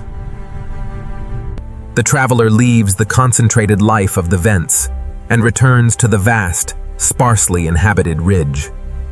Beyond the volcanic ridge, another sunless ecosystem emerges, colder and quieter, yet sustained by chemicals escaping slowly from buried sediments. Unlike the violent flow of hydrothermal vents, cold seeps release chemical energy slowly through cracks in ancient sediment. Unlike the violent flow of hydrothermal vents, cold seeps release chemical energy slowly through cracks in ancient sediment. Methane formed beneath the seabed escapes through pathways opened by pressure and geological movement. Microbial communities gather wherever methane and sulfur compounds approach the oxygenated surface. Below the surface, partnerships between microorganisms consume much of the methane before it can enter the ocean. Microbial activity changes the chemistry of the sediment, encouraging carbonate minerals to harden around the seep. Over time, soft sediment becomes a landscape of solid ledges, ridges, and towers. Seep mussels gather where methane and sulfide remain available without overwhelming the surrounding animals. The mussel draws oxygen from seawater, while bacterial partners obtain energy from chemicals released below. Within enlarged gills, symbiotic bacteria manufacture nutrients that support the mussel in permanent darkness. The spaces between older shells create protected habitat for a smaller generation and many unrelated animals. Crabs recycle fragments of microbial growth and organic material trapped among the shells. Tiny grazers convert microbial production into food that can move through the wider seep community. Giant tube worms rise above the seabed, yet their true connection to the seep extends deep beneath the sediment. The red plume absorbs oxygen, while internal tissues transport it toward bacteria living inside the worm. Root-like extensions reach downward to collect sulfide, connecting the animal with chemical sources hidden below. The adult worm has no mouth or digestive tract. Symbiotic bacteria provide nearly all the nourishment it requires. Generations accumulate within the colony, and some individuals may persist for centuries in the stable seep environment. Each tube adds hard surface and shelter, increasing the complexity of a landscape otherwise dominated by mud. Flexible scavengers move through narrow passages, recovering food beyond the reach of larger residents. Mobile fish patrol the colony's margins, where small crustaceans leave the protection of shells and tubes. Scent and subtle vibration guide the fish through a habitat where distant vision offers little information. A carbonate ledge provides shelter for an octopus, whose changing skin conceals its outline. Sensitive suckers explore narrow openings while detecting chemical traces left by smaller animals. The hunter passes quietly through the colony, and the surrounding filter feeders continue their slow routine. At the basin's lowest point, extremely salty water collects as a lake beneath the ocean. The brine remains separate because its high salt concentration makes it far denser than the water above. Slow circulation occurs within the pool, but little mixing crosses its chemically hostile boundary. Mussels thrive along the margin, close enough to receive seep chemicals while remaining above the most concentrated brine. Mobile animals avoid prolonged contact with water, whose chemistry can overwhelm their ability to regulate salt. Microbes exploit the chemical boundary, but most larger animals remain within the thin, habitable layer above it. Microbes exploit the chemical boundary, but most larger animals remain within the thin, habitable layer above it. Under high pressure and low temperature, methane can become trapped inside an ice-like crystalline structure. Where conditions shift, the hydrate slowly releases methane back into sediment and seawater. Small grazers gather wherever newly released methane increases microbial production. Pressure beneath the seabed can force mud, water, and gas upward, gradually constructing a broad submarine mound. The material moves slowly, burying old surfaces while creating fresh pathways for chemical release. Microbial films soon reveal where methane continues to diffuse through the new deposit. Repeated releases leave depressions across the seabed, recording earlier episodes of escaping gas and fluid. Some pockmarks remain connected to deep reservoirs and continue releasing methane into the water. During the ascent, much of the gas dissolves before it can travel beyond the deep ocean. Currents spread dissolved chemicals outward, supporting microbial activity beyond the visible boundary of the seep. Minerals accumulate around persistent flow until the seabed carries monuments constructed entirely by microbial chemistry. The hard tower also provides elevation for animals that depend upon food carried by ordinary deep currents. Sheltered cracks and raised surfaces allow seep-dependent and ordinary deep-sea species to live side by side. As chemical flow weakens, the seep community gradually gives way to animals sustained by falling organic matter. Living colonies and abandoned deposits preserve different chapters in the history of the same buried reservoir. Layer upon layer records changing flow, colonization, and decline across thousands of years. Mineral structures remain useful long after formation, creating shelter within an otherwise exposed sediment plain. A ridge-snout grenadier searches the seep margin for small animals and organic fragments concentrated by the uneven terrain. Shelter within the colony limits the opportunities available to predators moving across the open bottom. A large sleeper shark crosses the basin, conserving energy as it surveys scattered islands of deep-sea life.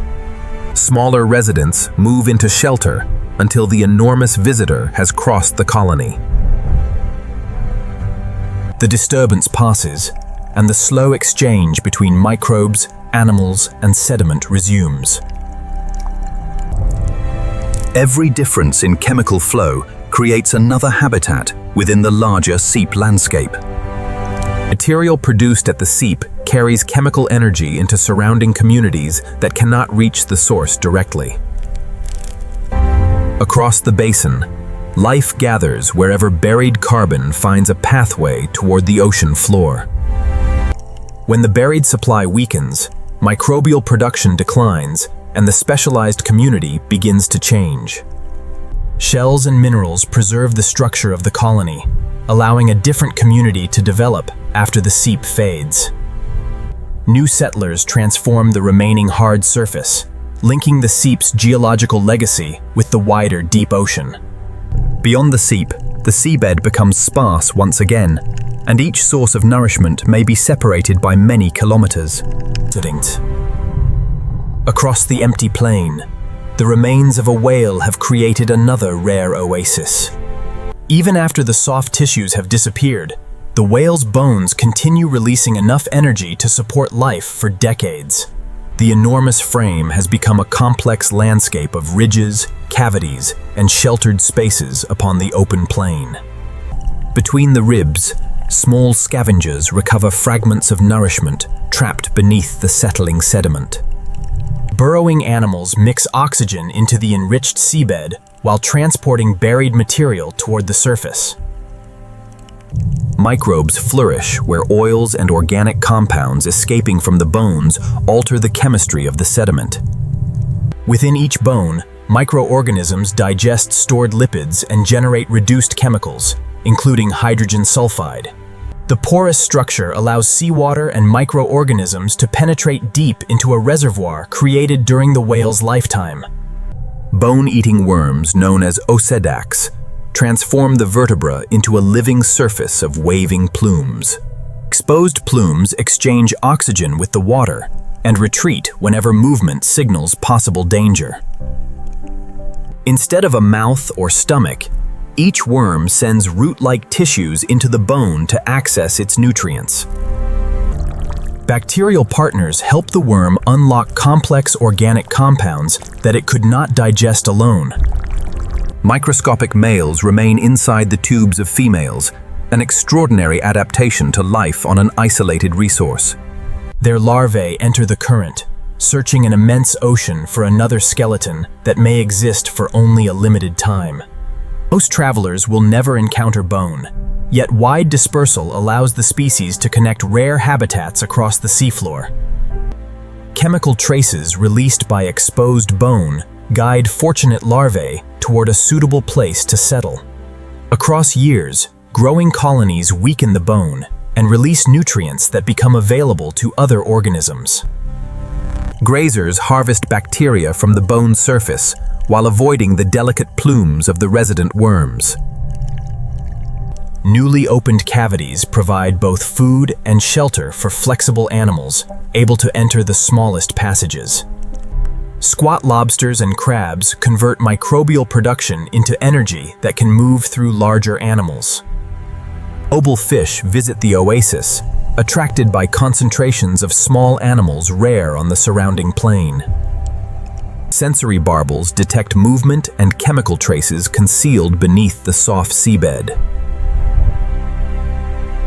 The architecture of the skeleton allows smaller residents to escape whenever a larger visitor approaches. An octopus uses the skeleton as both shelter and camouflage within an otherwise featureless landscape. Sensitive suckers investigate cavities formed by erosion, searching beyond the reach of most fish. Every large bone creates shade, elevation, and refuge for travelers crossing the exposed abyss. Specialized clams settle where microbial decomposition enriches the sediment with reduced sulfur compounds. The clam bridges two chemical worlds, drawing oxygen from above while accessing sulfide below. Symbiotic bacteria convert sulfide into nutrients that sustain their animal host. Chemosynthetic mussels exploit narrow zones where bone-derived compounds mix with oxygenated seawater. Each shell adds another hard surface, increasing the number of species able to occupy the whale fall. Material leaving the skeleton feeds animals that never touch the bones themselves. Deposit feeders recycle the altered seabed, extracting microbial cells and organic fragments grain by grain.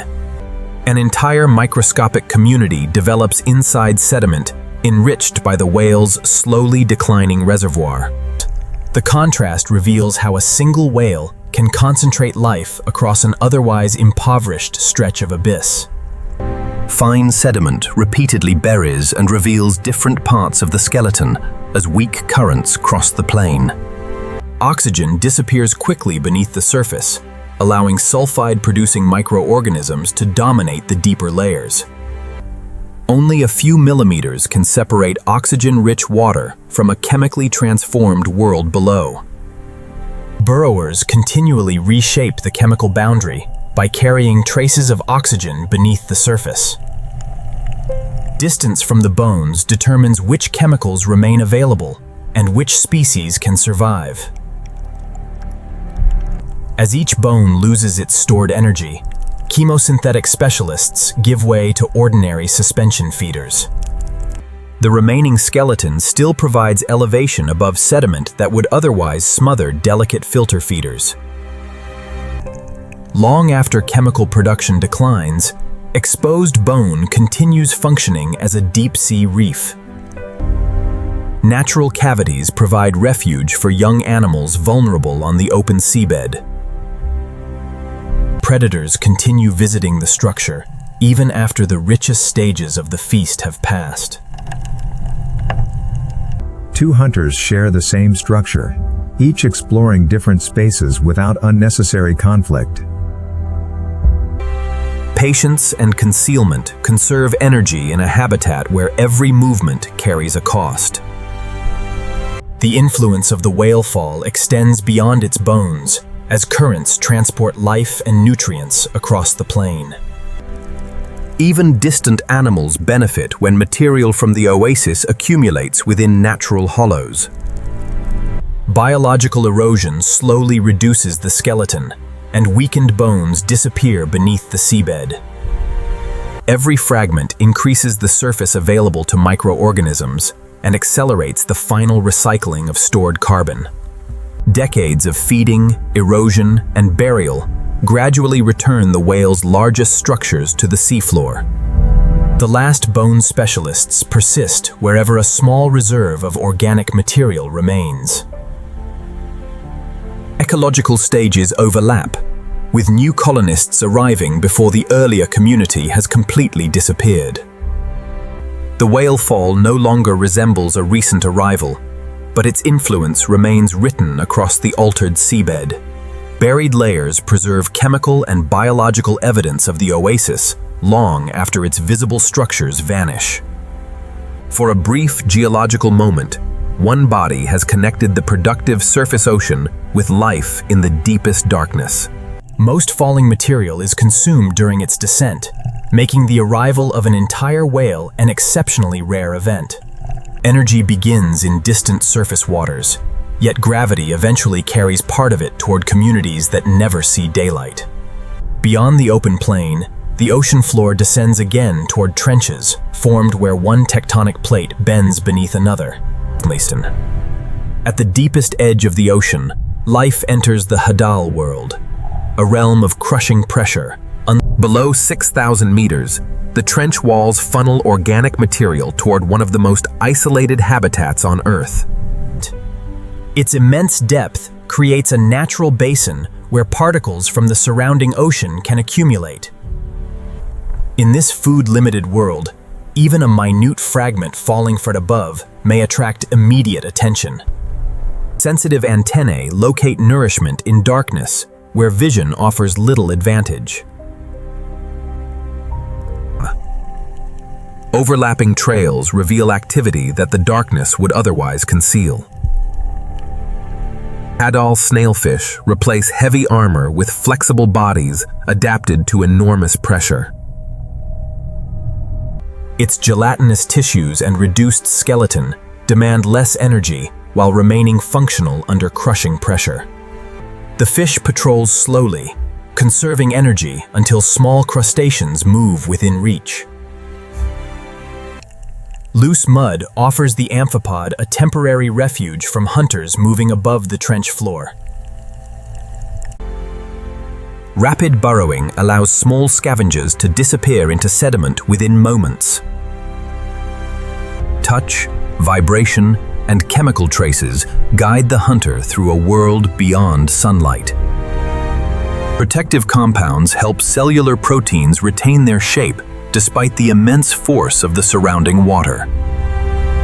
With no gas-filled swim bladder, its body avoids cavities that would collapse under pressure. Even highly specialized fish remain limited to depths where their cellular chemistry can continue functioning. Deeper still, chemical limits exclude fish, but pressure-tolerant invertebrates continue into the trench's greatest depths. Beyond the range of vertebrates, scavengers and soft-bodied invertebrates inherit the deepest seafloor. Powerful swimming limbs allow amphipods to cross wide areas while spending little time exposed in open water. Frequent grooming keeps sensory surfaces clear in a habitat filled with fine, suspended mud. Gravity delivers additional nourishment as particles slide from shallower slopes into the trench axis. A small deposit can briefly concentrate animals normally separated across hundreds of meters. Most trench inhabitants are microscopic, occupying water-filled passages hidden between particles. Microorganisms perform the first stage of recycling, transforming organic compounds into forms other life can use. Below the surface, oxygen is consumed rapidly, forcing microbes to rely upon alternative chemical reactions. Burrowing worms transport oxygen downward and continually alter the chemistry of the mud. The valley floor is never entirely still. Deposition and biological activity constantly rewrite its surface. A soft-bodied sea cucumber harvests the thin film of nourishment spread across the sediment. Its branching tentacles collect organic particles while leaving most mineral grains behind. The trail marks sediment that has been processed and returned to the seafloor. By disturbing the mud, one animal creates fresh opportunities for many smaller scavengers. Life proceeds slowly, where low temperatures and limited food reward careful use of energy. A rare hard surface raises the anemone above the mud and brings drifting particles within reach. Rather than searching the seabed, the anemone waits for the trench current to deliver nourishment. Suitable attachment sites are so scarce that each exposed stone becomes valuable habitat. Rocky ledges support suspension feeders unable to survive beneath constantly settling mud. The brittle star exposes only its flexible arms, reducing the risk of being swept from the wall. Its porous body filters countless liters of water to capture bacteria and microscopic organic particles. Water moving along the slope connects scattered colonies by transporting both food and larvae. Successful settlement depends upon reaching a stable surface before currents carry the larva away. Growth may take years in water only a few degrees above freezing. In the Hadal zone, A single outcrop can shape the distribution of life across an enormous area. The trench lies along an active plate boundary, where earthquakes repeatedly disturb the seafloor. Even a modest disturbance can loosen accumulated mud and begin a slow descent toward the valley. Dense, sediment-laden water follows gravity, transporting nutrients from the margins into the trench axis. Mobile scavengers leave the immediate channel as the advancing flow alters the seabed. The current slows on level ground, depositing its heaviest particles before the finest mud settles. Within hours, scavengers begin exploring a fresh deposit, enriched with material from shallower water. Trenches can preserve material that began its journey far beyond the ocean, including wood carried from distant land. Microbial decay gradually unlocks the wood's carbon, creating a localized source of nourishment. Some hadal amphipods possess enzymes and microbial partners capable of processing tough plant material. A rare object from the surface can support generations of small animals before finally disappearing. Every meal in the trench reflects a connection to ecosystems thousands of meters above. Gelatinous travelers cross the water above the slopes, their fluid bodies naturally resistant to pressure. Rows of microscopic cilia provide controlled movement without the weight of fins or a rigid skeleton. Even fragile animals eventually contribute energy to the community waiting below. Scavengers locate the deposit quickly, guided by chemical traces dispersed through the water. Carrying food away reduces competition and spreads organic material beyond the original deposit. Scavengers consume the largest fragments, and microbes complete the recycling of what remains. At the greatest depths, diversity declines, but life does not surrender the seafloor completely. Pressure, earthquakes, gravity, and falling food combine to shape an ecosystem found nowhere outside the planet's deepest trenches. Along the fractured boundary, fluids rising from beneath the seabed reveal another hidden connection between tectonic movement and life in the deepest ocean. Below 6,000 meters, the trench becomes a separate ecological realm shaped by pressure, steep terrain, and isolation. Gravity continually transfers loose material from the trench walls toward the deeper central axis. The descending plate bends and fractures, creating a landscape that remains geologically active. Microbes colonize newly exposed minerals and begin transforming compounds released from buried sediment. At this pressure, specialized cellular membranes and enzymes allow microbial metabolism to continue. Deposit feeders follow the microbial coating, gathering nourishment from the uppermost sediment. Its tentacles repeatedly collect the richest grains while rejecting much of the surrounding mineral material. Each passage mixes the surface and changes the distribution of oxygen and nutrients below. Smaller animals exploit disturbed grains, where buried organic particles have been brought closer to the surface.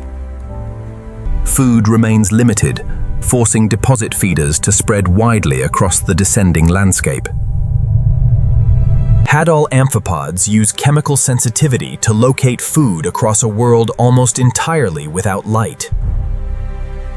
A faint chemical trail can guide the animal toward material that fell from productive water thousands of meters above. Feeding within shelter reduces the chance of being detected by larger animals patrolling the slope. When fragments are scattered, several scavengers can share the opportunity without direct competition. Clean sensory surfaces remain essential when chemical information must replace vision. The smallest irregularity becomes valuable shelter when a hunter approaches from open water. Snailfish are among the few vertebrates able to hunt routinely within the upper hadal zone. A flexible body and carefully balanced chemistry allow its tissues to function beneath crushing pressure. Minute movements reveal amphipods hidden beneath sediment that appears completely undisturbed. Most searches fail, making patience and low energy use essential for survival. Natural gullies concentrate both drifting particles and the small scavengers that feed upon them. The productive channel attracts several hunters, but limited prey keeps them separated.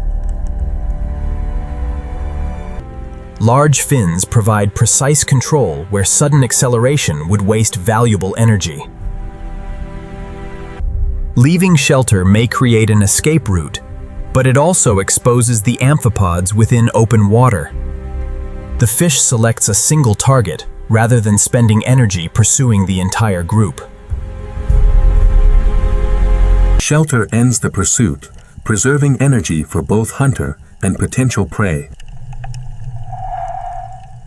Periods of stillness reduce metabolic demand between scattered feeding opportunities. Even at rest, water must continue moving across the gills to supply oxygen. Muted coloration conceals the fish within a landscape where outlines matter more than color. A new pulse of falling material can awaken an entire chain of feeding activity. Mobile scavengers respond quickly before currents or microbes consume the temporary resource. Energy descending from the surface passes rapidly from detritus to scavenger and then to predator. Some hadal, single-celled organisms construct structures large enough to become visible across the seafloor. Its delicate body gathers surrounding particles into a protective framework, unlike that of any animal. The structure increases local complexity and creates refuge for organisms much smaller than its maker. Fine openings trap food that might otherwise pass across the smooth sediment. Even a fragile biological structure can redirect water and change where nourishment settles. Together, these scattered organisms create small islands of habitat across an otherwise uniform slope. Microbial processing begins immediately, returning nutrients to the hadal ecosystem. Farther below, increasing pressure and unstable terrain exclude many species found higher on the slope. Tectonic compression forces chemically altered water through fractures in the descending seafloor. Chemosynthetic microbes capture energy from compounds released beneath the sediment. Tiny grazers transfer chemically produced energy into the wider trench community. Buried shellfish filter water while remaining protected from movement across the exposed surface. A steady flow delivers oxygen and microscopic food without requiring the animal to leave the sediment. The chemical oasis is small, but within the food-poor trench, its contribution is significant. Life on the trench wall remains exposed to sediment released by distant movements upslope. A minor flow can bury established surfaces while exposing fresh chemical pathways nearby. Burrowing species avoid the abrasive flow by closing or withdrawing until the water clears. Microbial growth resumes wherever seep fluids continue reaching the newly formed surface. Microbial growth resumes wherever seep fluids continue reaching the newly formed surface. Microbial growth resumes wherever seep fluids continue reaching the newly formed surface. Microbial growth resumes wherever seep fluids continue reaching the newly formed surface. Microbial growth resumes wherever seep fluids continue reaching the newly formed surface. Microbial growth resumes wherever seep fluids continue reaching the newly formed surface. Microbial growth resumes wherever seep fluids continue reaching the newly formed surface. Natural depressions collect organic material transported from broad sections of the trench wall. Subtle differences in sediment color mark places where more carbon has gathered. Larger amphipods search the accumulation zone for fragments missed by smaller scavengers. Buried food remains detectable after surface evidence has disappeared. Chemical signals attract scavengers across long distances, but the dispersed resource prevents overcrowding. Where scavengers gather, specialized predators eventually follow their chemical and vibrational traces. Each hunter explores a separate route, reducing competition within the confined feeding ground. Across the trench, countless folds and depressions create a shifting mosaic of scarcity and temporary abundance. All pathways eventually converge upon the trench axis, where material from the surrounding slopes accumulates at maximum depth. At the bottom of the descending world, pressure reaches its greatest intensity, yet life continues across the deepest inhabited landscape on Earth. The trench axis receives material from both walls, concentrating rare nutrients within the deepest basin. Weak bottom currents guide fine particles into depressions where organic matter can remain temporarily concentrated. Cold temperatures slow decay, allowing some particles to reach the bottom, with useful energy still preserved. Specialized membranes remain fluid under pressure that would disrupt the cells of shallow water organisms. Microscopic grazers move through hidden channels, feeding upon bacteria and recycling nutrients within the sediment.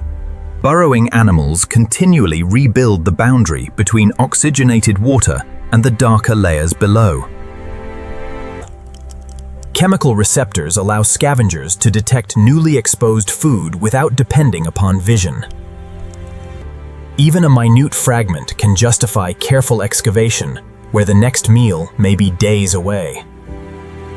Each animal searches independently, spreading pressure across a resource too limited to support a dense gathering. Larger deposit feeders follow the same concentrations, processing far greater volumes of sediment.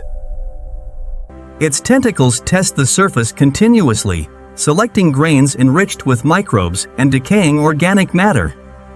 Different feeding methods overlap, ensuring that material is examined repeatedly before its energy disappears.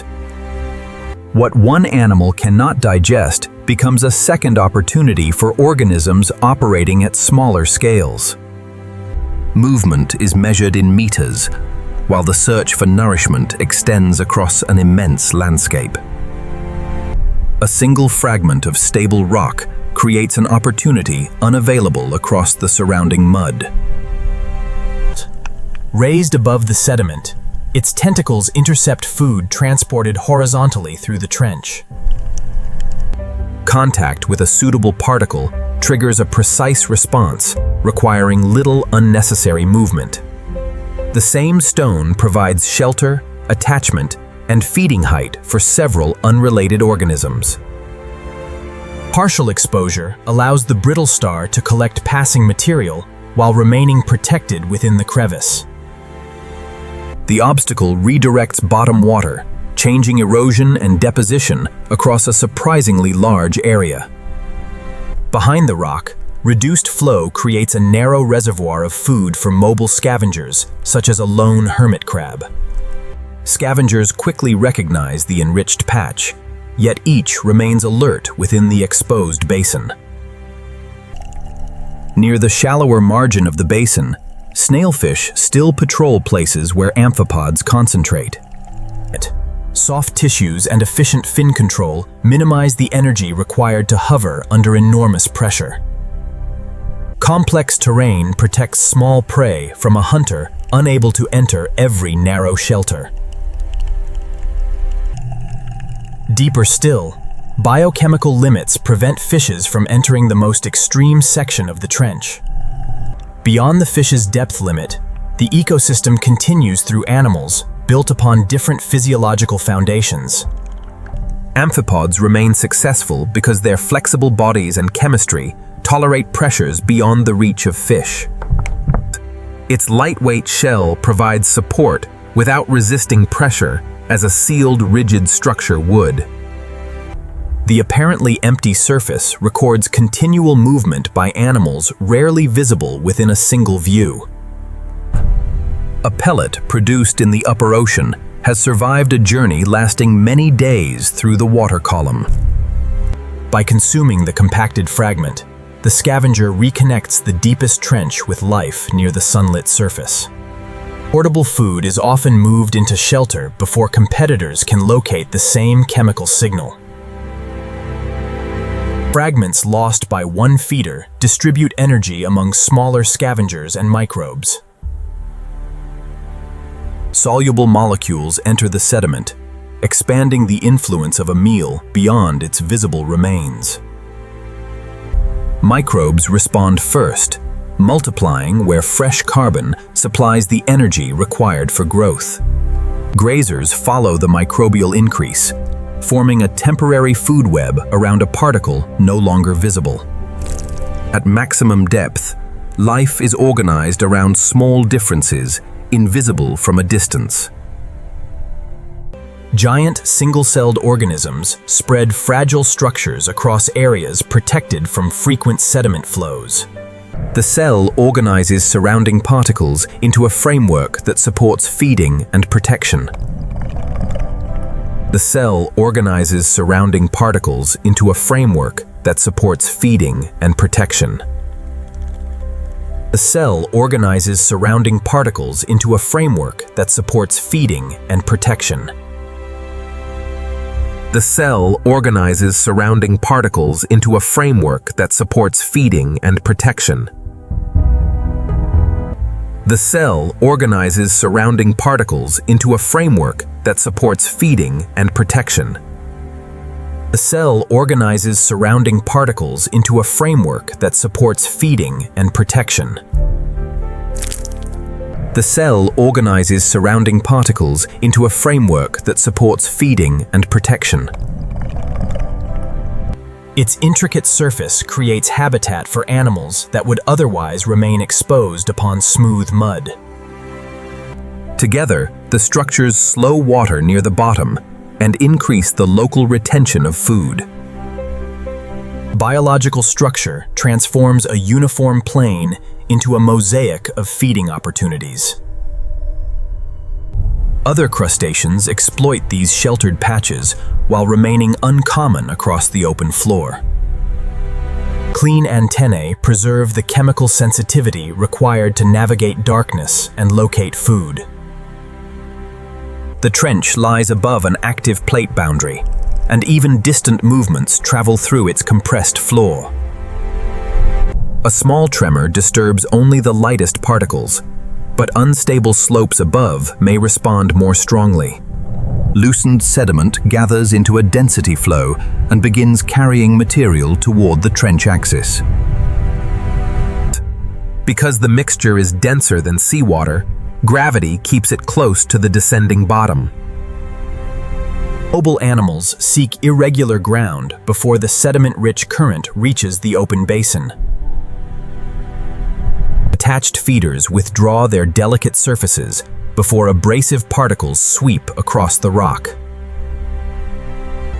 Upon reaching level ground, the current widens and releases the heaviest grains first.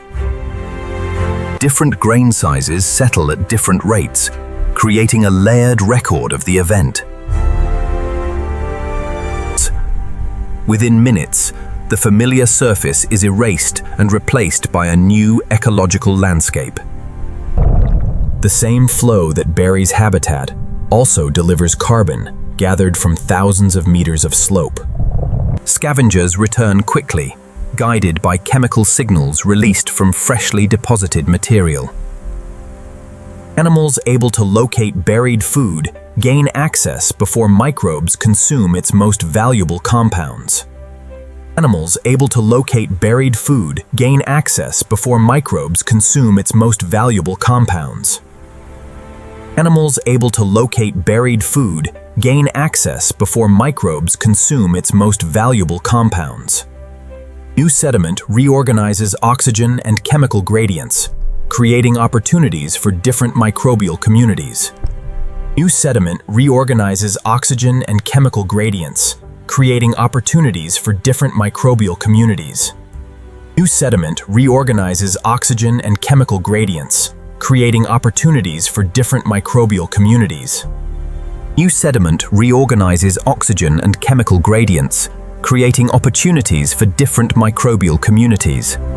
New sediment reorganizes oxygen and chemical gradients, creating opportunities for different microbial communities.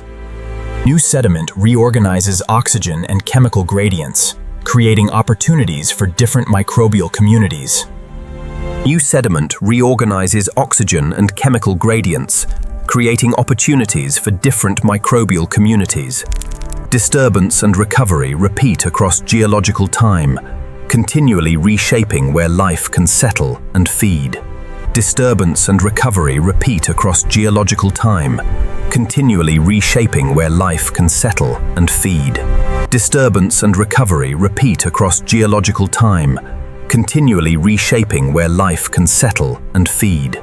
Even here, within Earth's deepest inhabited frontier, every surviving community remains connected to the restless ocean far above. Even here, within Earth's deepest inhabited frontier, every surviving community remains connected to the restless ocean far above. Even here, within Earth's deepest inhabited frontier, every surviving community remains connected to the restless ocean far above. Even here, within Earth's deepest inhabited frontier, every surviving community remains connected to the restless ocean far above. Even here, within Earth's deepest inhabited frontier, every surviving community remains connected to the restless ocean far above. Even here, within Earth's deepest inhabited frontier, every surviving community remains connected.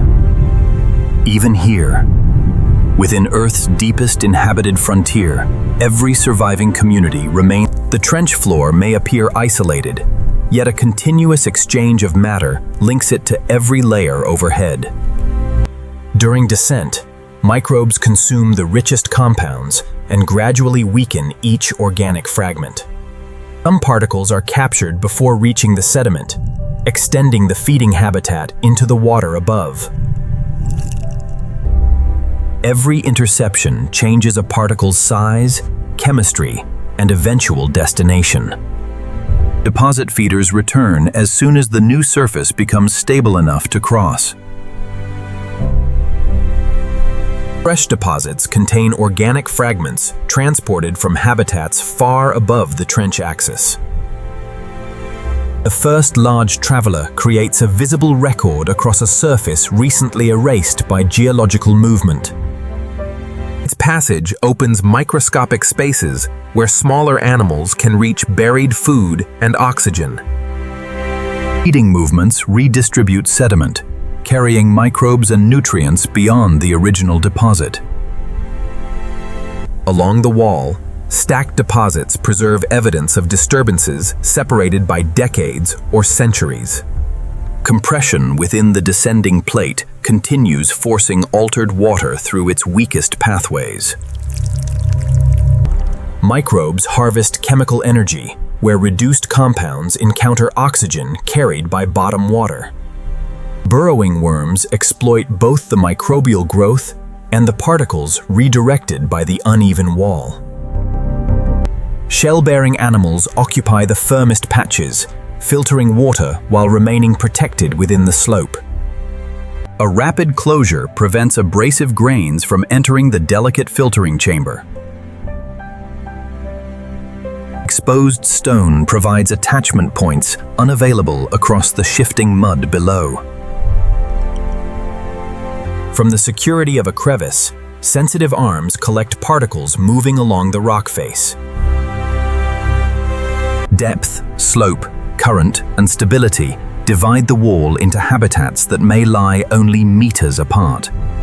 Where pressure remains within the limits of vertebrate physiology, snailfish return as the trench's dominant hunters. Its soft body and controlled fin movements conserve energy during long searches between scattered prey. Flexible tissues avoid the rigid structures most vulnerable to crushing pressure. Prey detect vibrations early, and most encounters end without a pursuit. Chemical and mechanical signals reveal activity concealed beneath the apparently empty surface. The hunter follows subtle gradients toward places where scavengers have recently gathered. Once the threat passes, scavengers resume feeding before the temporary resource disappears. Wide spacing reduces competition among predators, supported by a limited supply of prey. Above the wall, the open water forms another habitat, defined less by terrain than by depth and motion. Gelatinous animals move efficiently because seawater forms most of their lightweight bodies. Slow currents transport predators and prey through a three-dimensional landscape without fixed boundaries. Beyond the trench, the seafloor becomes broader and more stable, accumulating minerals over millions of years. Metal compounds gather around a nucleus at one of the slowest growth rates found in nature. Hard mineral surfaces allow attached animals to settle where soft mud offers no secure foundation. A single nodule supports several species by adding height, shelter, and attachment space. Across the plain, mineral islands create biological variety within an otherwise continuous field of sediment. Extremely long limbs distribute weight and allow movement across sediment that offers little support. Tiny attached colonies concentrate food and attract mobile grazers across the mineral field. Deposit feeders process the soft ground while carefully navigating obstacles that have remained for ages. Life remains sparse, yet the immense area allows these communities to influence the global cycling of carbon. Above the abyssal plain, most descending material will be consumed before it can complete the journey downward. Higher above the bottom, fishes become more common as pressure decreases and food arrives from several directions. Chemical sensitivity allows the fish to examine particles that remain invisible beyond a few body lengths. A finned octopus converts slow, controlled movement into an efficient search above the deep seafloor. Its web forms a soft enclosure capable of trapping minute prey without a rapid chase. Most searches fail, making restraint as important as speed in the energy-poor depths. Rows of beating cilia move this fragile predator without muscular fins or a rigid skeleton. Its shifting colors come from reflected light, not from pigments or biological illumination. Thousands of connected individuals cooperate so completely that the colony functions as a single drifting predator. Sequential contractions provide movement, while other specialized bodies remain dedicated to feeding and reproduction. Though no horizon is visible, this vast midwater habitat contains Earth's most numerous vertebrates. In the twilight zone, faint sunlight returns, and vision becomes useful once again. Light organs conceal the fish's silhouette by matching the dim illumination descending from above. From below, successful counter-illumination removes the dark outline that would reveal vulnerable prey. A bigfin reef squid tests the school's defenses, forcing individuals to scatter without wasting energy on a prolonged pursuit. Rapidly controlled pigment cells adjust the hunter's appearance as background light changes. As daylight fades, the planet's greatest animal migration begins silently through the open ocean. Each species follows its own rhythm, climbing toward food while darkness reduces the danger from visual predators. Near the surface, microscopic plants convert captured sunlight into the energy now feeding the ascending community.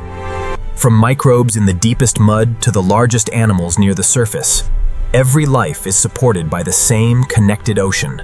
From the sunlit waves to the greatest depths on Earth, one living ocean binds every habitat into a single, enduring world.